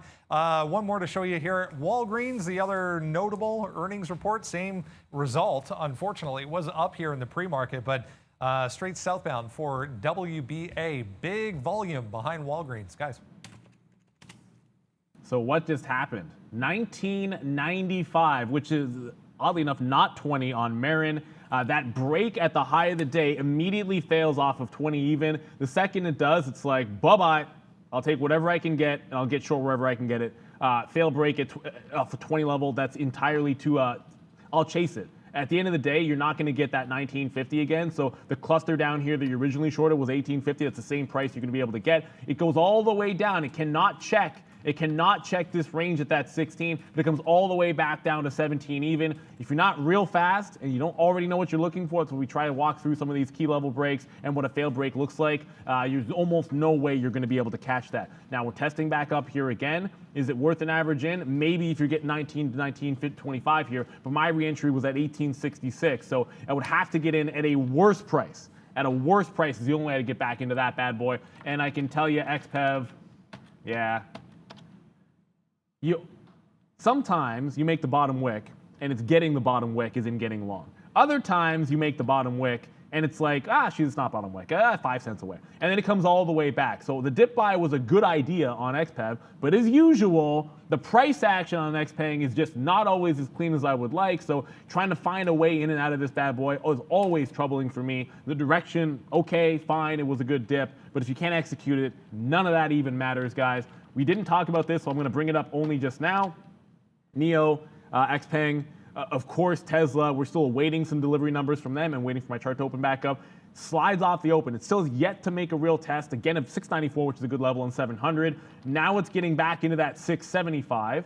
Tesla, of course, here. That 675, which for the last couple of sessions has been a pretty good level. Below there, you should remember 666. Yes, we still like it. I'll be involved in that. If we break 75s, I'm looking 666 for a long on Tesla. I know we forgot to mention it because NEO was front of everybody's mind with the delivery numbers. We'll get Tesla, I think, by the end of the week here, or potentially early next week. I think it is by the end of the week. So first stop, 75. Can it bounce? But this is what I'm talking about, that 94. Forget about 700 until you can take out that lower high at 694. I'm buying dips at 666, as always. All right, the money's raining down over here, guys. Nice trading on AMC for sure. Back to positive land on AMC as we hammer that bid right there and then take it to the upside. If you ever see me do something like that off getting hit, this trade is normally like 2 to 3 times the share size on here, because the reason why is because I have such a tighter stop. Like if this would have broke down below 55.40 or so, you're going to see me get out here probably on this move back down. So that's why we cashed that all out, right? So again, I'm always going to take that, and I'll keep telling you over and over again, because the main reason I'm here is to educate. I could be trading by myself and absolutely crushing this, right? So what we're going to do is we're just going to keep trying to help you guys get, some of these trades through, like Neil's talking you through that MRIN. This, whenever you get wicked out like that, and again, I know a lot of you aren't able to trade the same way we are, this fast, this speed, this many trades. Like I already have 70 fills today, and I understand that that's not realistic for a lot of traders. But if you get hit, like this was my out right here, 55.80. We talked about why, dipped down there, this consolidation area right there. So that's where we got out on that break, because we didn't want this to happen. But this didn't happen, okay? So when I notice that this doesn't happen, then that's when I get, like you can see, if I can zoom back in here. So my bottom would have been right here, like 54.40. I was not even giving it to these wicks. Let me tell you the exact price here, actually. Yeah, 55.40.39. So we were giving it basically right to this spot, right there on AMC. So look, if I can zoom this in just a little bit more on this trade where we got out. So you can see we get out right there, 55.70. Then we let that settle. And then once it pops back up, I don't even hit, like, I don't go bid off or anything like that. I hit my market key. So I just market it in, get the shares. There's so much liquidity that we get the right price. We don't even have to worry about that. So we market it in. That's very dangerous to do on like a Baidu or something like a Shopify, something that has bigger spread, obviously a Shopify, but that's a bad example. Maybe a Tesla, something that you're trading. So you may want to get a specific price, but on AMC, you do that. And then when it gets back to the upside, you get to, you get to make that money back. And I know that's not capable for a lot of you traders, because you may not have that kind of system or risk tolerance and blah, blah, blah. But that's just what I do there. So that's my play on that one. So that's how I'm able to make a bit of money back. DD today, I mean, that's that bottom wick, man. We had the bottom wick yesterday at 14.12. We have it again here at 15 today. This is the absolute bottom I have. Like this is 15. What am I long at? 15.02. I mean, the bottom says 15 on there, 15.02. And then we had the top wick there again, 15.70. And then now we'll look to make it one more time, as I still want to hold this. I don't want to get out. So I think we could test 17 today on DD. So if you want to call, that's one right there. Meds still, man, Meds. Let's go, Meds. Rain down the cash on Meds, guys. That was a good trade. I got to look at these a little more often. Mr. Wickens. Anyone watching this staff, STAF, there was a reverse stock split. It's actually not up as much as it says it's up. Just checking on the ratio. I think it was one post-split share. Well, yeah, so 1 to 6. So, yeah, definitely not 608%. But decent volume behind this anyways. Just made a day high there, guys, above 4 for staff. I feel like I remember that stock vaguely, but I'm with you, Sean. I think Meds can get to that 17. That 16 level, of course, remember, that was a bit of one, so it's lining up for a potential breakout. I do like the idea of taking like a scalp trade break, so if you see my price change, it's likely because I've gotten a 16 break here, which it looks like it's trying to do right now. Oh, did we wick in? Yeah, I got wicked into that one, but I'm watching CPOP, and I'll probably not change my level 2. Remember that bad boy? Yeah, this one is probably, if MRIN was like crazy volatility and low float and all that nonsense and scary, CPOP has even crazier price action. Halt upside at $72.44. This one costs 50 cents a share for us to locate. I bet you it's probably like $1 by now, the demand to short this name. Now that it has some upward halts, this one I wouldn't step in front of a sword. I actually need to see it reopen and present me with that trade where it fails off an open higher because it's so ridiculous, this one. The fact that it's went 49 to 72 after halting down twice should tell you all that you need to know about the risk here. It's done on 1.4 million shares. Do not let volume deceive you with CPOP. It's probably one of the more dangerous things out here to trade without a plan. Anyone that's long, you can't go wrong taking profit. I mean, the stock was at $11. What are we talking about here? Take something out if you're still long. Oh, no. Okay. All right. I just got to cancel my offer now. There it is. We'll just take the big winner. We didn't mean to do it there, but we'll hit fireworks for Canada Day. Happy Canada Day for everybody watching out there. We did not mean to get out of all of our meds, but I'm not going to initiate a new position here. We'll take that $1.70, cash it out, and go. Excuse me. I was also waiting for this trade. I was waiting for 7, if not lower, but both my bids got filled, and I didn't realize it. I thought I missed it. I was bidding 65. I punched up to 69. 68, but then my 65 filled literally at the same time. So damn it, we got out of that. But it looks like it's going to be a good out, so can't complain. Just don't want to go short now on meds, but what a good trade. Roller coaster, man. Positive on meds today, guys. So believe it or not, I'm on no meds right now other than some caffeine, but that was a good trade there, and some, adrenaline from feeding you guys these trades, and hopefully able to make a little bit of money with me and with you guys today. Put any names in the chat that you guys want us to look at. I know Neil's looking at a couple crazy ones there, including CPOP, MRIN. I've kept it kind of real, the way that I trade today. The only one that I stepped out of my comfort level and still made money on was that meds, and I'm very comfortable doing it. You just don't normally see me hit these home runs like that on the short side. It's barely a winner because we averaged and got taken out there first time at 70 at 8. So that was a problem. But these averages in were pretty sweet, taking it all the way back to the upside. So all you could do at the end of the day, man, is just count the money, and hopefully your portfolio is one of these, turning the markets green. Hey, that didn't last that long. Let me hit that one more time. I actually really like that. Did it turn the whole screen green? This used to be a good one. What happened? There it is. It should be longer. But anyways, good trade there on meds. We're green on that NABE. Sometimes that's all we can ask for. DD $1 in the money. AMC 50 cents in the money. Let's go. So I took DD out and then got back in on that 16 break. It's basically doing nothing on the 16 break. It's flat. But APOP, APOP. That's a stop. CPOP, 6 minutes now. So remember, it could be a 5-minute or a 10-minute halt. So it looks like it's probably going to be a 10-minute halt. I didn't double check, and I should always check this on NASDAQ Trader to make sure that it isn't news pending, because if it is news pending, that's a bit of a different story. So I don't even have it open. Oh my gosh, that's not good, Neil. I should always have it open. It is, just to be sure, it is a volatility halt, so likely of the 10-minute variety. Brendan? The safety group, name we've talked about many times, SFET is the ticker. A little bit of news on it today, not making a huge move, but they did acquire a cybersecurity SaaS company, SaaS, safety. If you remember this, SFET up decently on that. Again, not a huge move, but decent volume for them, guys.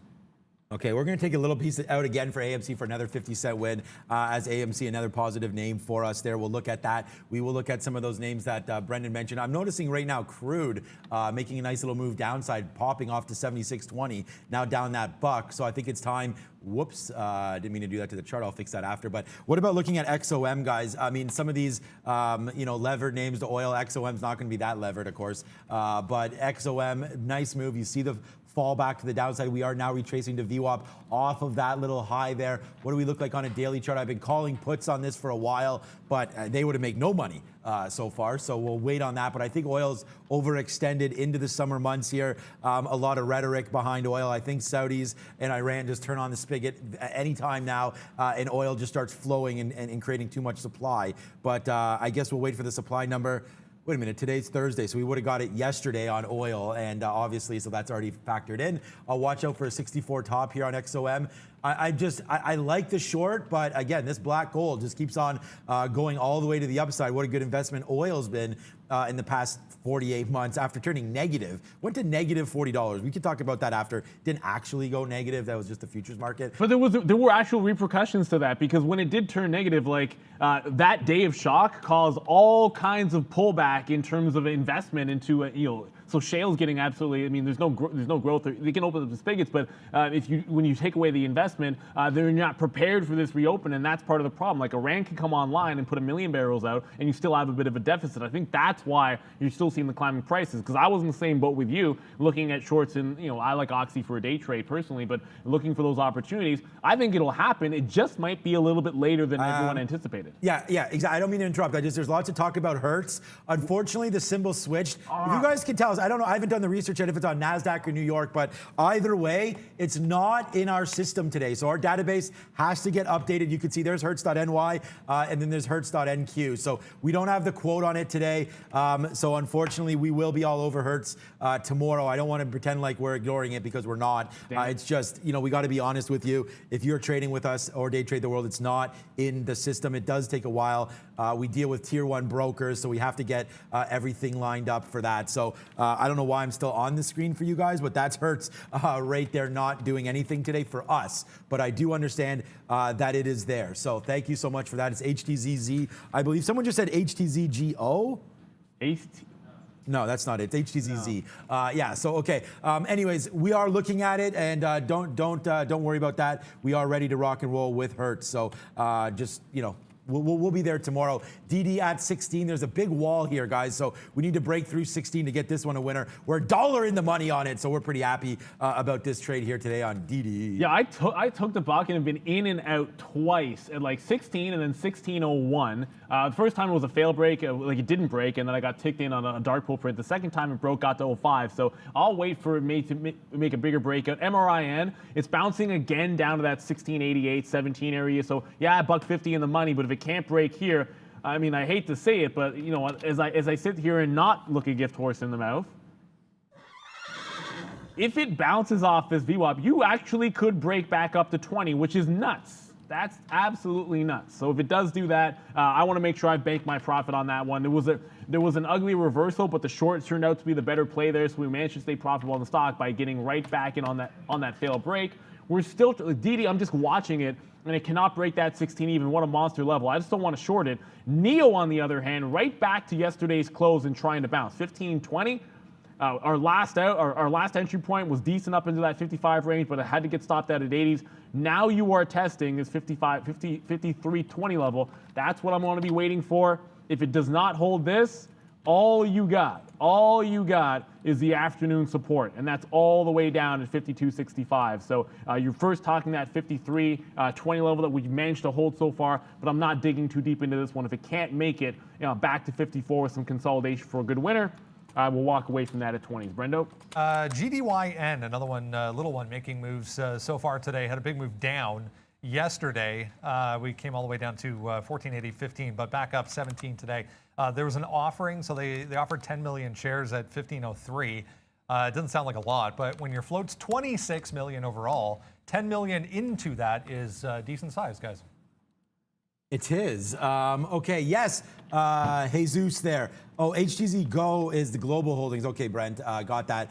We will look at that then if we want to trade it. I'm okay right now. We will look at that. Yeah, we do have $1 in the money there on AMC. So that's true. We also have $1 in the money on DD as well. So we have $1 both sides there. I may just take this out.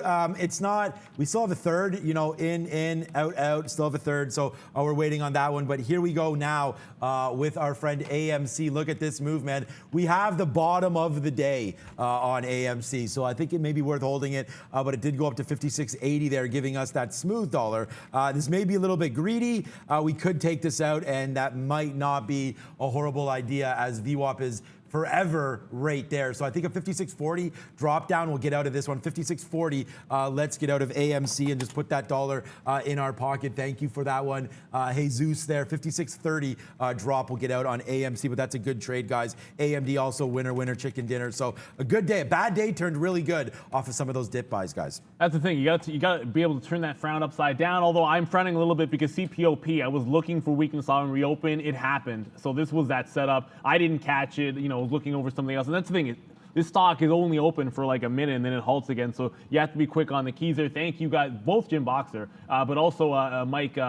We've moved the chats now for subscribers, guys. So we had the members, and then we made a change very quickly to make sure we can get more people on there. So hopefully it takes care of some of the spam and all that nonsense that everyone was not too happy about. But there we go. I hope you guys are enjoying it for sure, and thank you for all the super chats and all the support. I'll try to look at that CPOP off the reopen, but I might have missed the boat because this could fall to 30, 35 to 40 in an absolute hurry with a couple of halts down. You don't want to chase it too far. No. Okay, so Meds going back to the upside. I see that. Thank you for that. 56.20 is going to be our out here on AMD. Just giving you guys a little bit of offer there. We will get to that, guys. Thank you for all the super chats. I can't even see these on my EXPR. They want you to talk about. You're welcome, fun time, man. I mean, that's what it's all about for me. Giving you guys some of these winners, and hopefully we can all make money together. So you're welcome for that. $5 super chat for the DD swing trade. When you look at previous support levels, what time periods do you use?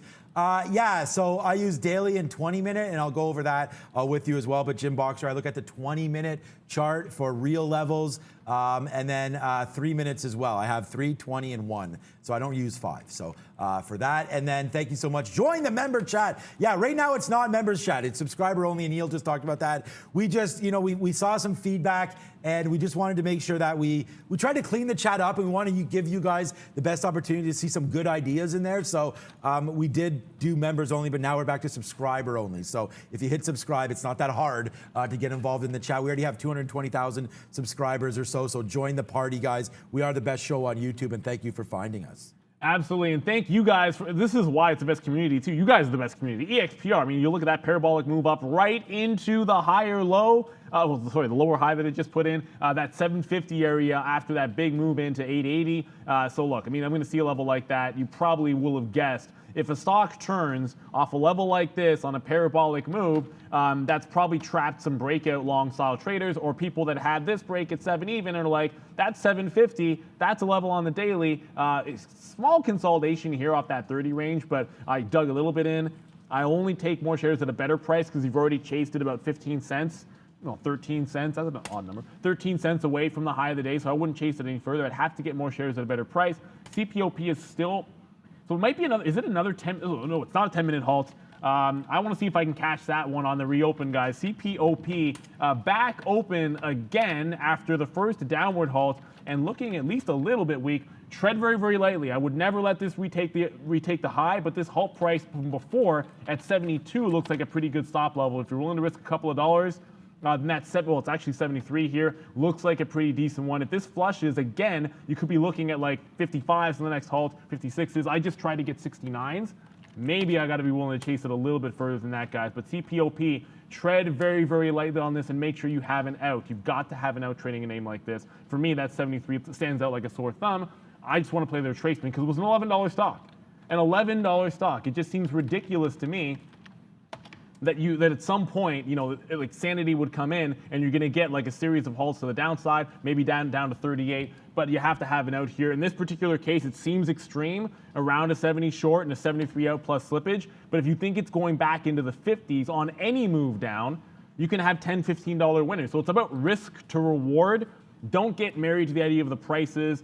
Just make sure you trade relative risk to A, your account, B, the price levels that you're trading around. So for me, I didn't want to chase it in like 67, 65 to that 73, not giving it to the previous high. If this thing falls down and looks like it's about to halt, I'll try to cover some before it halts or before this level here, 63.50, which was a level on the way up. Did you just hit that? I didn't hit that.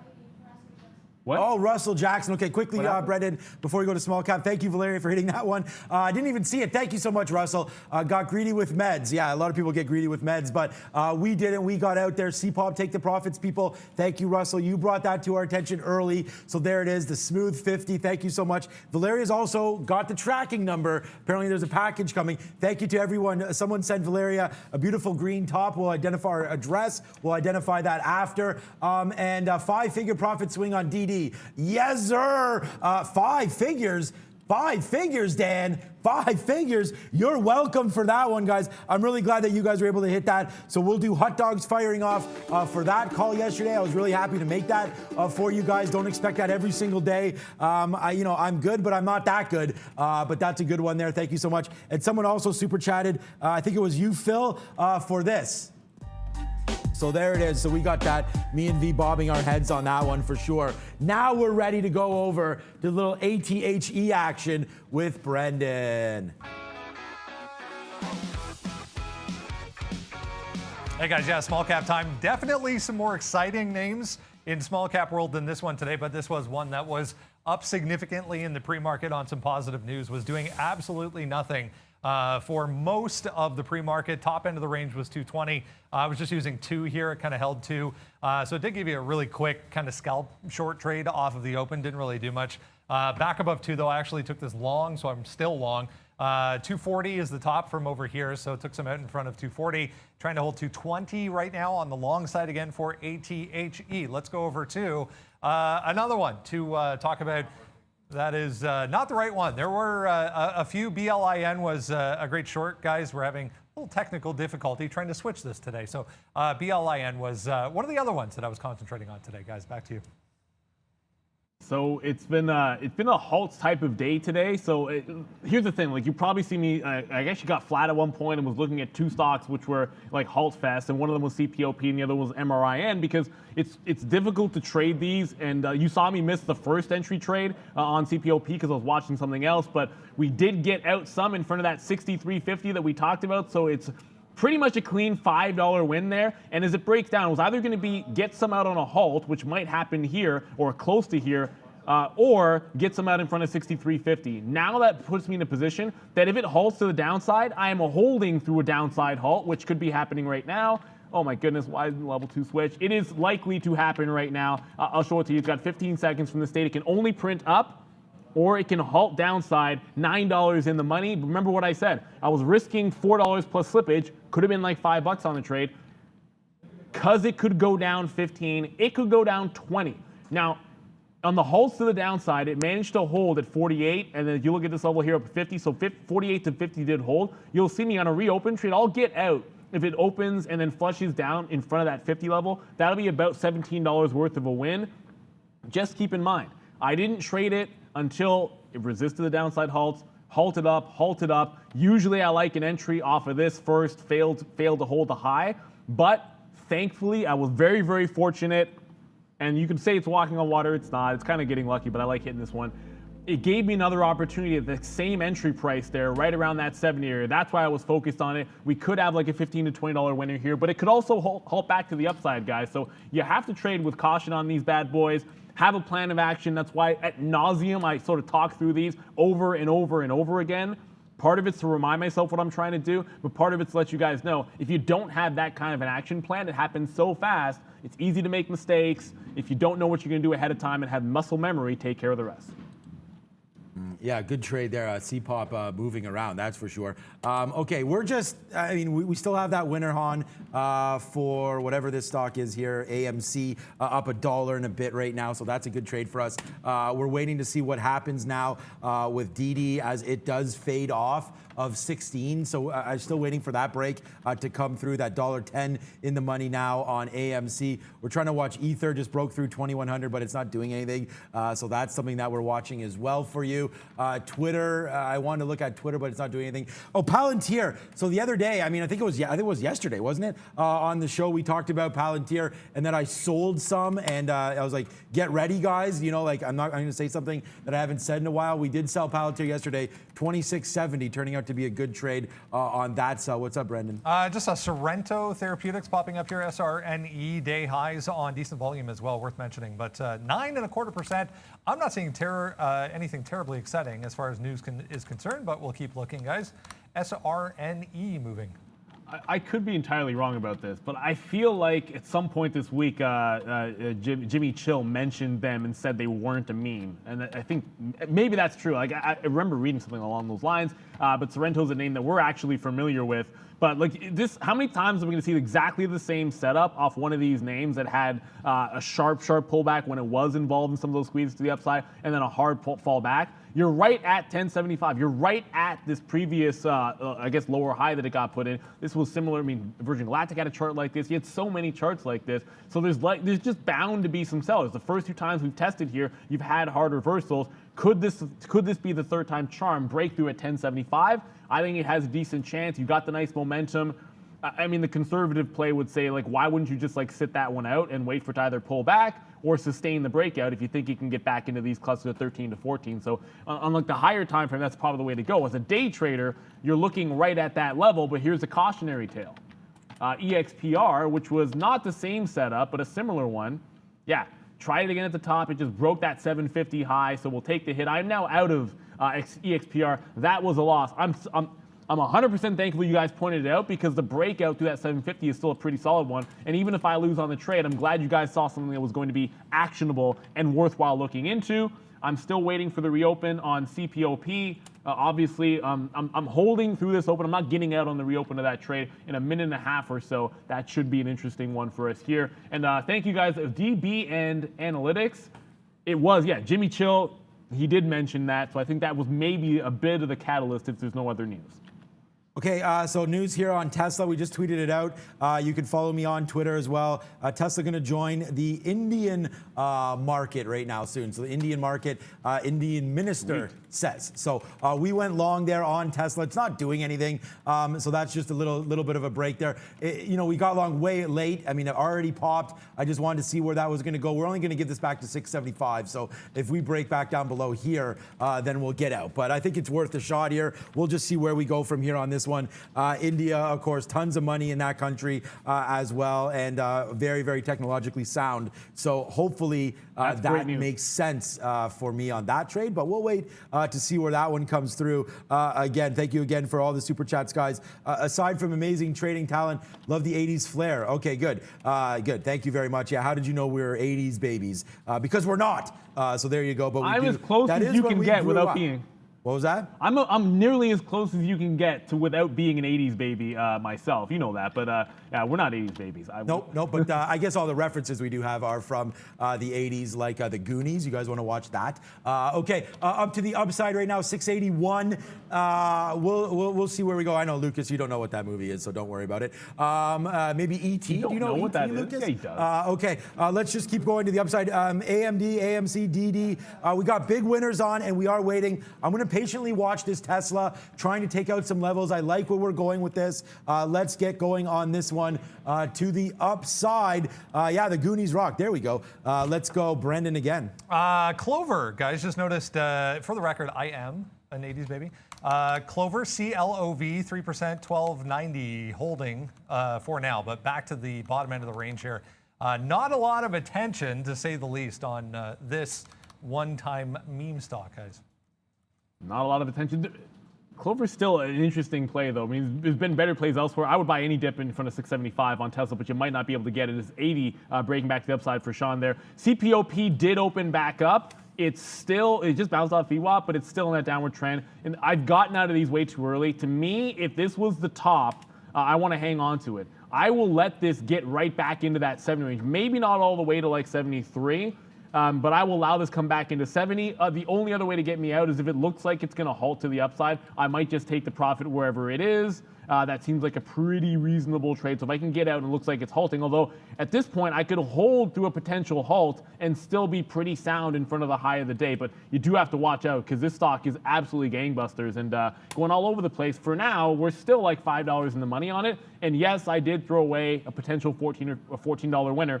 That's because I thought it could be 15 to 20, and it still has that chance. Tesla holding 680 might not get that 675 dip buy that I would love to get.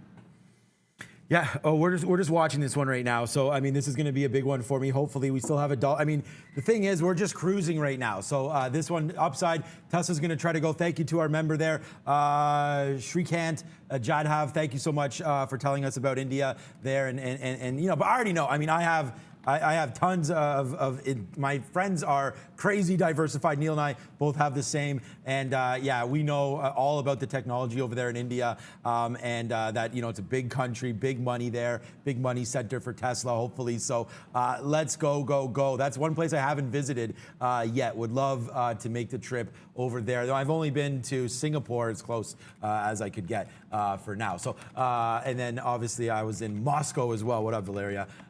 Shout out to Russia. Okay, I mean, Tesla right now, again, we are waiting for those dips as well. So hopefully we can get, I mean, no offense, I don't want it to go down there, but if it does, we will try to buy some more around that 675 as well. And then looking to take out the tops here, 685 on Tesla. So that's where I'm looking right now on that one. I said, I mean, look, it may drop back in right now. So that'd be a good opportunity. I did mention a little bit here about, is that good? You guys can still see it? Yeah, about Ethereum right now. So this is a 1 minute chart. You can see it's starting to dip down. It does break that 2100 right here. And now you're down to 2075. It's not a huge move, but if you just notice from just a couple hours, we're down that 10% from 2200, 2300 actually, down now to 2070. So about 20% or so, or sorry, 10%, not 20, 10% down on ETHE. So watch out for Ethereum and crypto markets right now as it looks like they're trying to break a little bit.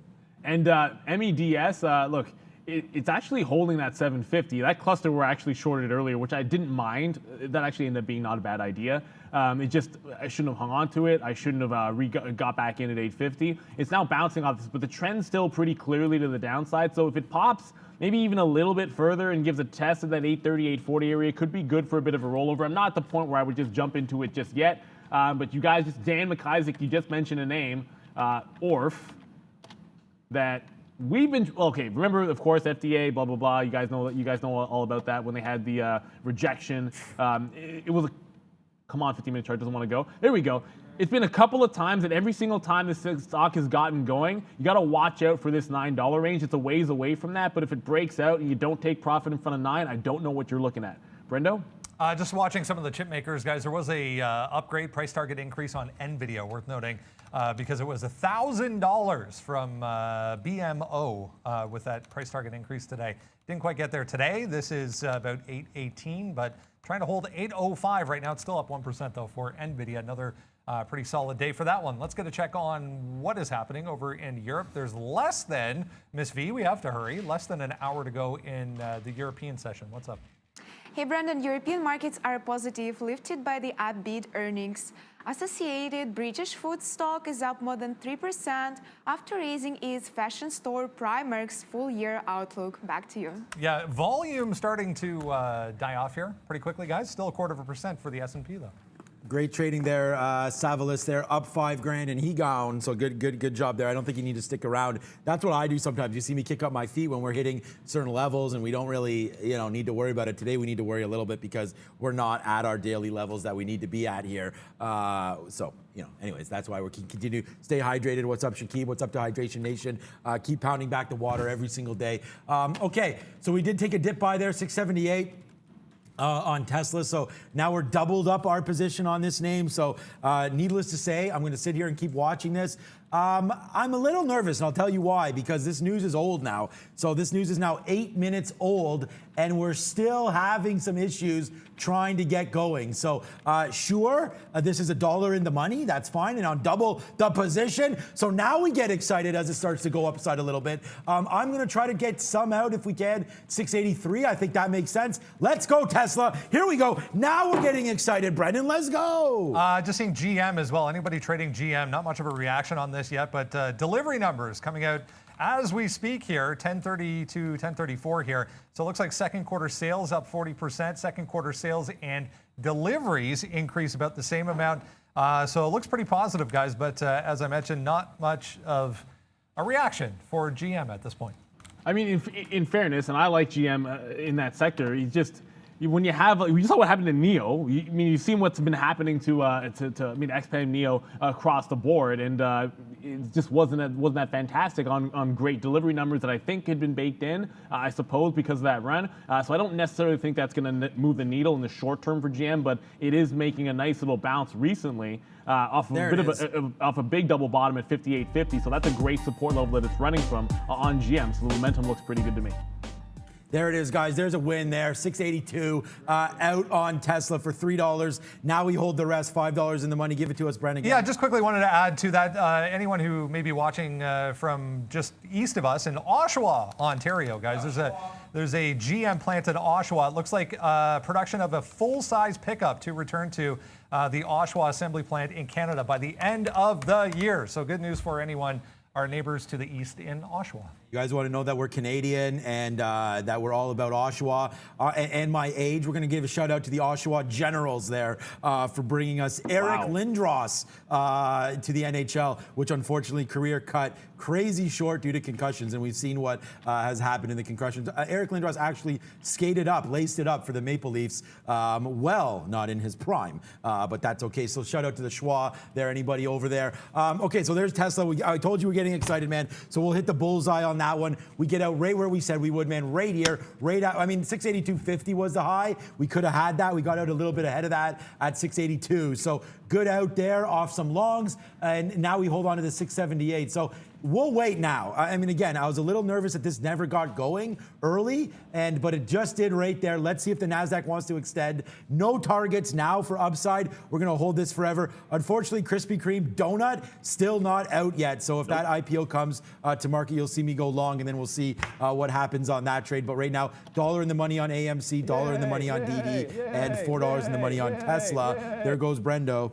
And this one's still, as we wait for donut, I actually don't think we're going to get it until like probably after lunchtime, the way things have been going. It looks like staring a gift horse in the mouth, I know, because we're bouncing off 60 again in CPOP, and that could be a $10 winner. You just have to keep in mind what the risk to reward is. It just failed. You try to get to that 70 area. This would be a place where I would have rolled into more shares. But as it bounces off of 69 here, trust me, as it goes down, the spread opens up to like 60 to 70 cents. Sometimes even like $1. So it's not the easiest thing to get into that position if you don't already have it when there was bigger volume going off of that 69 level, 60, 70 even the first time. If it cannot hold this bounce, I really still think I'm getting down towards that 50 level. I don't have a lot of reason to get out of it. If it breaks to the upside, I am willing to take this one out above that 70 to 72 area. I have no problems doing that. With these trades, I've often gotten out way too early when you think you can come back. Just remember where CPOP came from. Yesterday, we were talking about multiple halts from like $12 and then closing at 30, right? So I don't think it's crazy to think about like a 50 to 53 on a retracement trade, right? So put things into perspective. That's why we show you guys a higher time frame. That's why we talk you through our thought process. MEDS starting to barcode on me here. I think it's going to be an opportunity potentially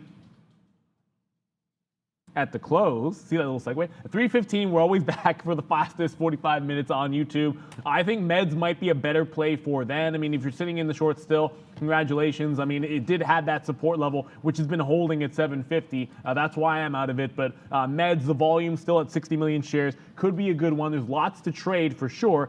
Tesla, all of the EV names, some of these halt plays, CPOP, MRIN, which I did get out of. Looks like I could have held that one down through VWAP, but it is also catching a bit of a bid off of a halt bottom at 1550. If it tries to make a break back to the upside here, still watch out for that 20 high. It could be good for another shot at that 20 high and below 1550. That could be down to $12 in a hurry as well. So it's a good one so far today. I have focused on the halt trades because they presented such fantastic opportunities for me this morning. And I still am top of the mind, CPOP and MRIN. If this pops again, it could be a monster opportunity in front of that 20 even because it was such a hard failure at 1995. Yeah, I'm with you, Rainmaker. Yeah, it's been a relatively flat day today. I mean, obviously, we're going to make bank here on Tesla and make our day probably just on this one trade. But yeah, it's been a little bit of a flat day. You wanted it, Steve G, so... Oh, my God. You get it right there. Member requests something, you member get something. And Brittany Grant, you want us to keep the chat non-members and subscriber only. Deal. So we'll go there. We'll go boom on that one. Good trade there for you. Deal for that. We're going to keep it subscriber only, guys, not member only, because, yeah, there are some payment issues. I even got messages from some of our favorites, Sterling Silver, people like that were not unable to become members. So what's the point, guys? Let's just keep the chat as real as we can. That's the whole point of the show and what we're doing here. We also just had our daily vitamin as well. So we're jacked up and ready to go. Jacked up on vitamins? I don't know. Okay, over there with Brendan. That board looks real nice, man. So let's go and see what's popping off with Sector Watch.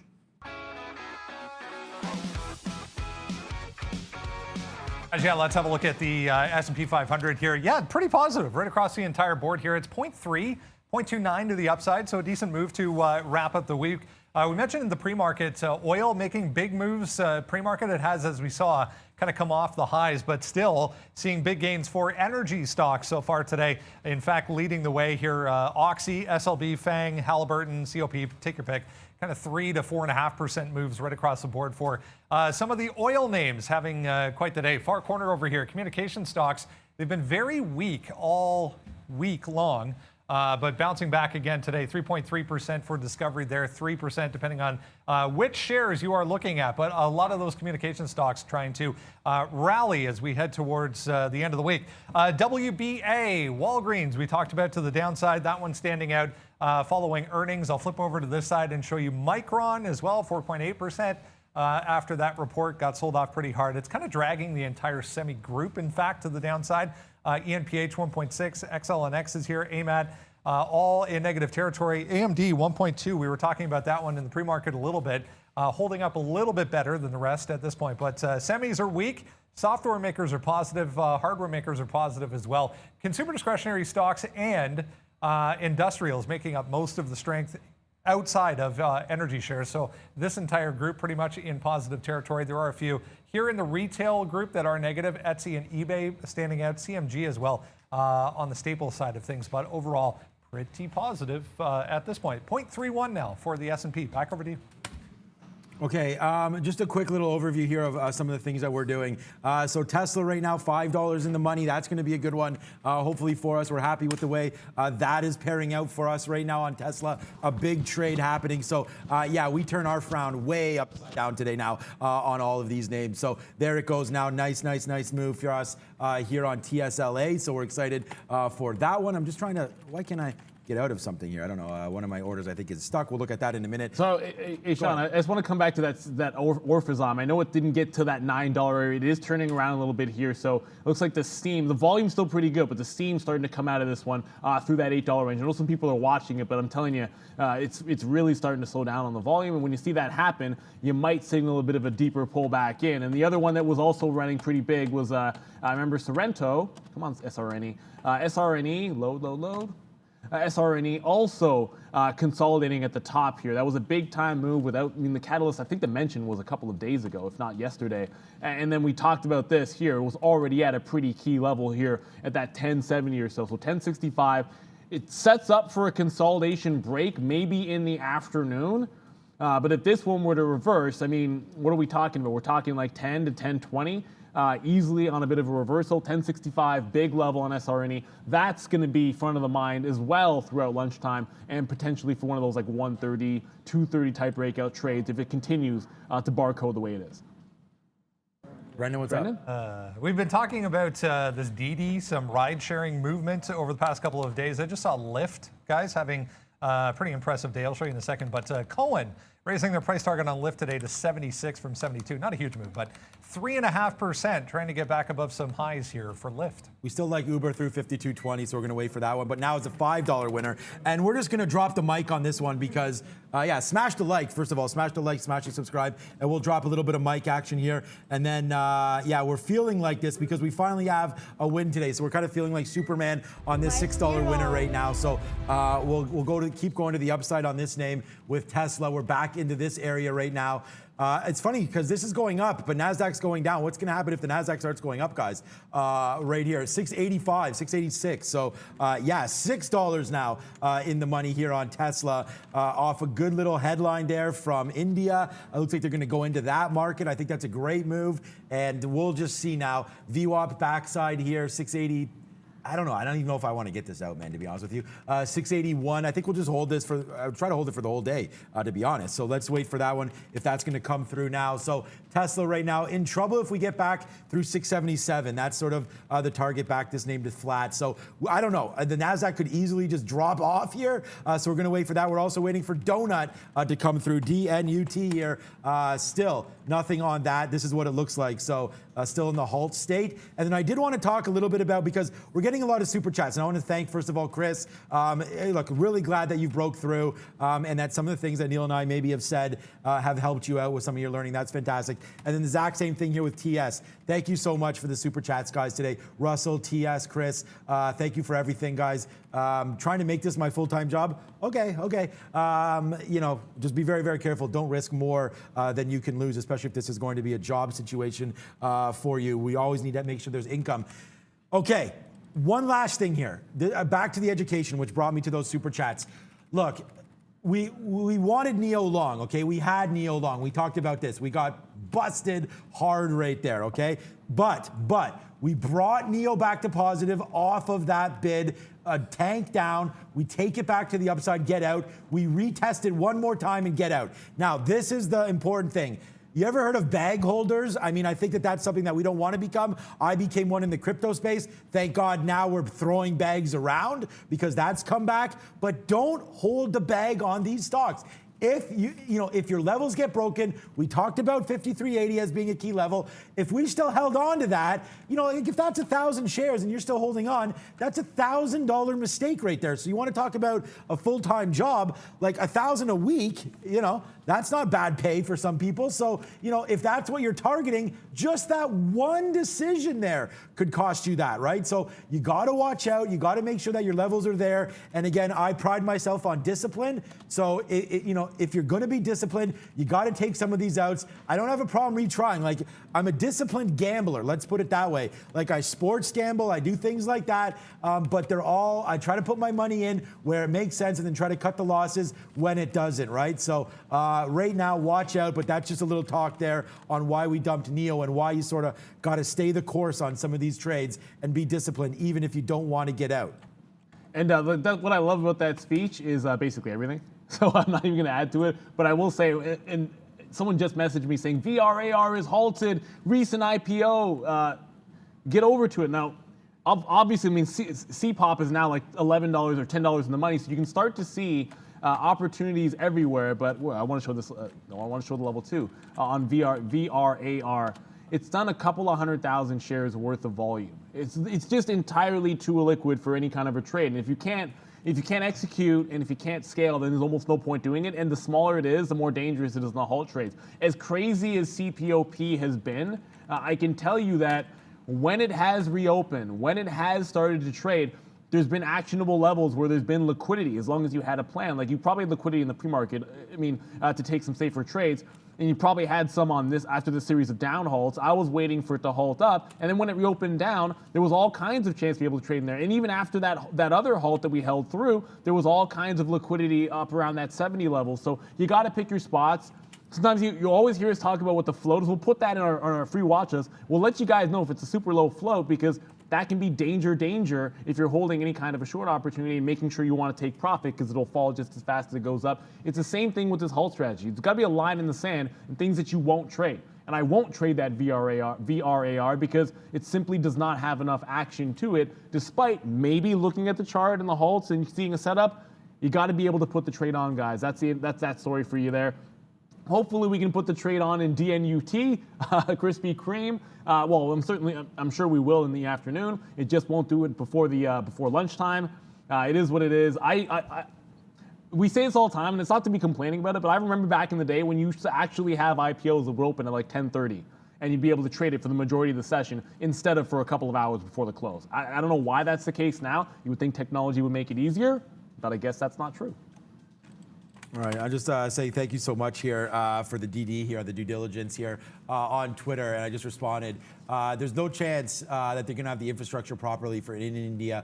The market's heating up. Tata Group are ahead, setting up the infra, but slow. Tesla will be a rocket, but it has to be affordable considering the market, and that's the big thing there. So thank you so much for that. Again, almost 22,000 followers, and I'm trying to respond as much as I can to all of you. So I responded to you there. Thank you so much for that. Moon was the handle there that responded to me there. But I agree. I mean, look, that's the number one thing with Tesla, right? Is that I think it's a new person's game, obviously. I mean, I know my kids are all about Tesla, and I know that that's a new generation. I don't know enough about the landscape in India to talk about Tata Motors enough, but obviously we know the name and we know that they're monstrous. So now coming back in, even right now, Tesla, guys, fading back in. That's why we took that profit. Fading back in. Look at the NASDAQ. Remember what I said? Tesla's staying up here while the NASDAQ was coming back down. And now it looks like it's catching a wind of that and now coming to the downside. We should have taken that out right there. That was a $6 winner at some point. But again, I'm going to hold it anyways until we get down to 675. Get out if it breaks that level. What's up, Brendan? I just wanted to talk about Roku. There's a couple of people mentioning Roku so far today. 444 holding right now, which is the top of that little pivot from the daily chart. But yeah, down 3% today. I mean, the move explains itself, I think, on the daily chart. Remember yesterday, Apple saying quietly they purchased a button on a Roku or on the Roku remote for Apple TV. So soon, if you have a Roku device, you'll be able to access Apple TV straight through that device. So big move yesterday, back higher. I mean, profit taking guys here for Roku? how could it? I mean, how could it not be? I mean, look at the daily chart on Roku. Since it broke that 350 to 360 level, straight to the top. You get the further breakout here after consolidation 446, and you just basically right back to that price that it was already consolidating at. I mean, look at the run. Like this is literally 2 weeks ago that you were trading in that 330 to 350 range. You get a break like that. I mean, it's healthy profit taking, especially in a market that's at the top, right? Like there's always people that are looking at this on different. Everyone has different time frame, right? And someone that's swung into this is probably thinking 25% is a good return. They're definitely thinking 30% is a good return as well, and they're going to take some off the top, especially when it starts to roll over. I actually, now that I look at it, I'm kind of not happy with myself for not thinking about a pullback trade here when this broke, right? Like it actually gave you a pretty good opportunity. When you look at that chart, that sets up pretty nicely. So I got to find it first. But I'm going to slap myself in the face because Brendan, you brought this to us yesterday. So it should have already been on my iPad for a chart to look at. And then if I had seen that, I probably would have been at least thinking about that breakdown trade. You don't know if you're going to get it or not, but I should have at least been looking at it, and I never did. So that's definitely a setup that we like, that sort of profit-taking idea on a multi-day mover that has an obvious resistance point. So, and you would have had a great target too. Like that's the best part about this trade. If you take that short, you kind of know where you want to get out in front. That's at 445, 446, where it's already starting to consolidate and potentially reverse. So good look on Roku. That's why we bring you guys the news. Brendan brings the news. Sean tweets some of those out, and we're all over these trades. We're all over this. Sometimes you have to rely on an external resource, like we have Brendan there, but you can follow the right accounts on Twitter that'll tweet things out. I always make sure that I'm following a couple of key accounts there, and my halt page. I'm always looking at that halt page because it gives me the good juice for some of my best setups. Have those resources at your fingertips, guys. Otherwise, you'll be trading blind, and no one wants that. Okay, yeah, I know. There's more information you guys can have, the better it is, right? So that's what the purpose of me tweeting those out are. Look, guys, again, you know I love Palantir. We've talked about that. I sold some yesterday. We talked about that in the afternoon show. 2670, we sold it. And then, again, this is yesterday's sticky note. It's up on Twitter, right? Look what I said. Could be under pressure, guys, due for pullback. Like, could be under pressure, due for pullback. That was written yesterday, right? So that was written at $27. So we're at $25.25. So, I can't say that, getting out. I wish everybody got out. I think it's a great longer-term play. But when we reloaded, okay, I'm reloaded. At 1850 down there, guys, right here. Nothing wrong. And I talked about that. Stocks do go up, but they also do come back down a little bit sometimes, as you're seeing with Roku today, as you're seeing with a couple names. So we got out some yesterday. We kept talking over and over. It's your first time watching us, then so be it. But I've said it numerous times that this 27, 28 level was going to be a little bit of a problem. We didn't quite get to 28, but we did get to 27, and I did pair some off, and we did mention that. So hopefully a little bit of following on that would have been good. Look, it could go back up, but definitely nothing wrong with taking some profits. We did that yesterday. We talked about raising cash also today on AMD. So a couple good trades there. Give it to us, Brendan.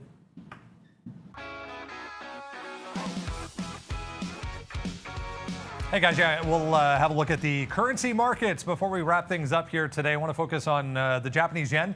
16-month high today for the Japanese yen. You can see on the chart, this is a daily chart. It's been a long time since we've been above 111 for the yen. They're just talking about the jobs number essentially coming up on Friday. Remember, tomorrow morning, 8:30, the U.S. non-farm payrolls. But these two definitely trading apart from one another. Typically, they're kind of in sync. The Swiss franc, Japanese yen standing out again, 0.4 to the upside. Everything else relatively unchanged. The euro, the Canadian dollar, both higher. British pound down 0.3 today. Some of these other ones moving as well. Turkish lira 0.5% to the downside. Australia, New Zealand, again, typically trade the same, but today counterparts. Bitcoin, Ethereum, Ripple, all 4+% in negative territory, guys, heading towards Friday. Yes, sir. Thanks for that, Brendan. And just a couple of names here. With only 4 minutes to go until we're out of here for the morning show. We still come back at 3:15, so make sure you watch out for that. And you get to learn a little bit of something about Day Trade the World, as there will be another one of those fantastic videos later on today. BLIN, double tap at the, well, okay, 3 times I guess is testing the high because you can kind of see it did test again at like 940, but there was a big wipeout flush at like 680. It came all the way back down, actually held these pre-market levels. I'm kind of kicking myself because I was in the short, and that was the good level to get out, that 560 earlier on. So it looks like that's still the level, but you're trying to break out that high. I still filed that one away at that 680 price for the afternoon. For now, you're looking at a failure off that lower high and thinking about taking this one off of that 680 price. Now, if I had caught this and maybe had some at 660, I'd probably be in it. I didn't, so I'm not. MEDS is the other good one for that reversal short. Probably, I don't like this ad. I'll say it over and over again. I don't like that position, this short that we had at 856 off of that move. Should have waited for at least this reversal, not too bad. And then the top, because at the open, that's what you're looking for. You want to be able to actionably take that trade off the open when it tests and fails off the high, but 750 stands out like a sore thumb. You've got a bottom here. It tried to break through the 70 area, through that 50, couldn't carry through. A 750 breakdown is going to be in the cards for MEDS. It was a 440 stock before. As long as it holds this level, it's good for another breakout. So if it can hold 750, then you're probably looking at like an 820 or potentially like an 875, 880 run towards the high in the afternoon. So we're watching MEDS. Of course, I'm still in that CPOP. It's been like between $5 and a $10 winner. Remember, I want 15 to 20. If it breaks down, I think we can get it. Okay, I mean, again, you guys know what family means to us on the show. So, you know, again, this is what, to me, it's all about. So I'm going to keep on doing this every single day. Thank you, Hunter, for watching the show. And let's give a big fireworks for Hunter, guys. Congratulations.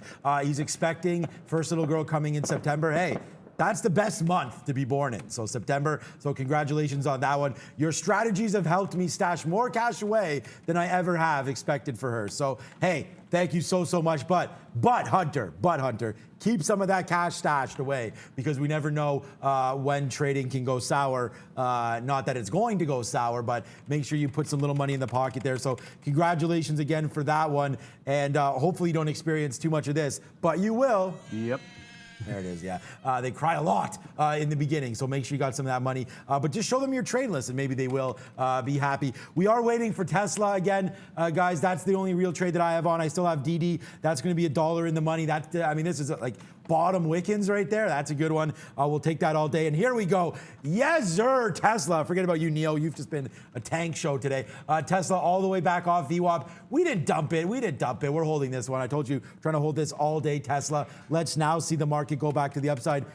Your boy's a happy camper again, guys, as it didn't start off good, but we able to minimize the damage on Neo, minimize it on AMD, crush some meds, and hit some AMC. What's up, Brendo? All right, guys, nothing terribly exciting as far as earnings to talk about as we hit towards the end of the show here. But I wanted to mention this because I can't remember the last time there was this many IPOs. We've obviously been talking about Krispy Kreme today, but this is all on the NASDAQ today. So nothing, terribly exciting as far as size outside of the one right in the middle here, DNUT, that we've been mentioning. But there's actually 9 stocks coming to market today on the NASDAQ. There are a couple of SPACs in here, of course, because we haven't had a good SPAC release in a while. But yeah, 9 IPOs today on the NASDAQ. And you gotta look at size matters, right? Like that's why you focus on Krispy Kreme, because that VRAR, which is halted again, by the way, and I know you guys are looking at that one. There was just nothing, like it's movement, but there's no volume and no follow through. Meds, by the way, broke that 750 level, so when they get in short here, I had to chase a little bit to 735, but it's already at 713, so I should probably take some profit out of that for like a 20-cent win. MEDS, we said it could break up or down. I wanted that 750 break. We just mentioned it here, so we'll hang on to those two. Miss V in the new dress, and thank you to the viewers that sent that one for her. But there's usually one thing we do before we get out of here. So let's get over to Miss V to find out what national day it is. What could it possibly be today? I can't even think of it. I don't know. Right, Neil, and hey guys, it looks like a positive day thanks to the green dress and to Solar Polaris for sending it. It's super sweet, and I'm sending you all my luck.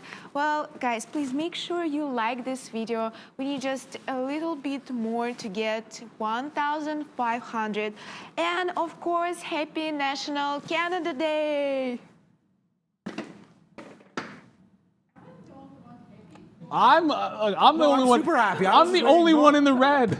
I'm the only. Normally Neil takes that one, but yeah. No, fair enough. I'm the only. I have my red on. It's Canada Day. Of course, that means it's a holiday. But look, we're always here anytime the U.S. market's open. Oh, Canada. There you go. But of course, that does mean, and happy July 4th for everyone this weekend. Enjoy it for sure. But that means, of course, on Monday, when the U.S. markets are closed, we will not be here. But Canada's closed, that's fine. We're going to be here for you guys back at the close as well. And I'm sure we'll have some Krispy Kreme trades to talk about here for sure. Down the line, you know we got to do for the entire team here for Ms. V. She's actually got the Canadian tuxedo on. And for my man Brendan Wickens, myself, Neil Roberts, and Sean Katina, good morning, good afternoon, good evening, wherever you are in the world. This is Trader TV Live. See you at the close.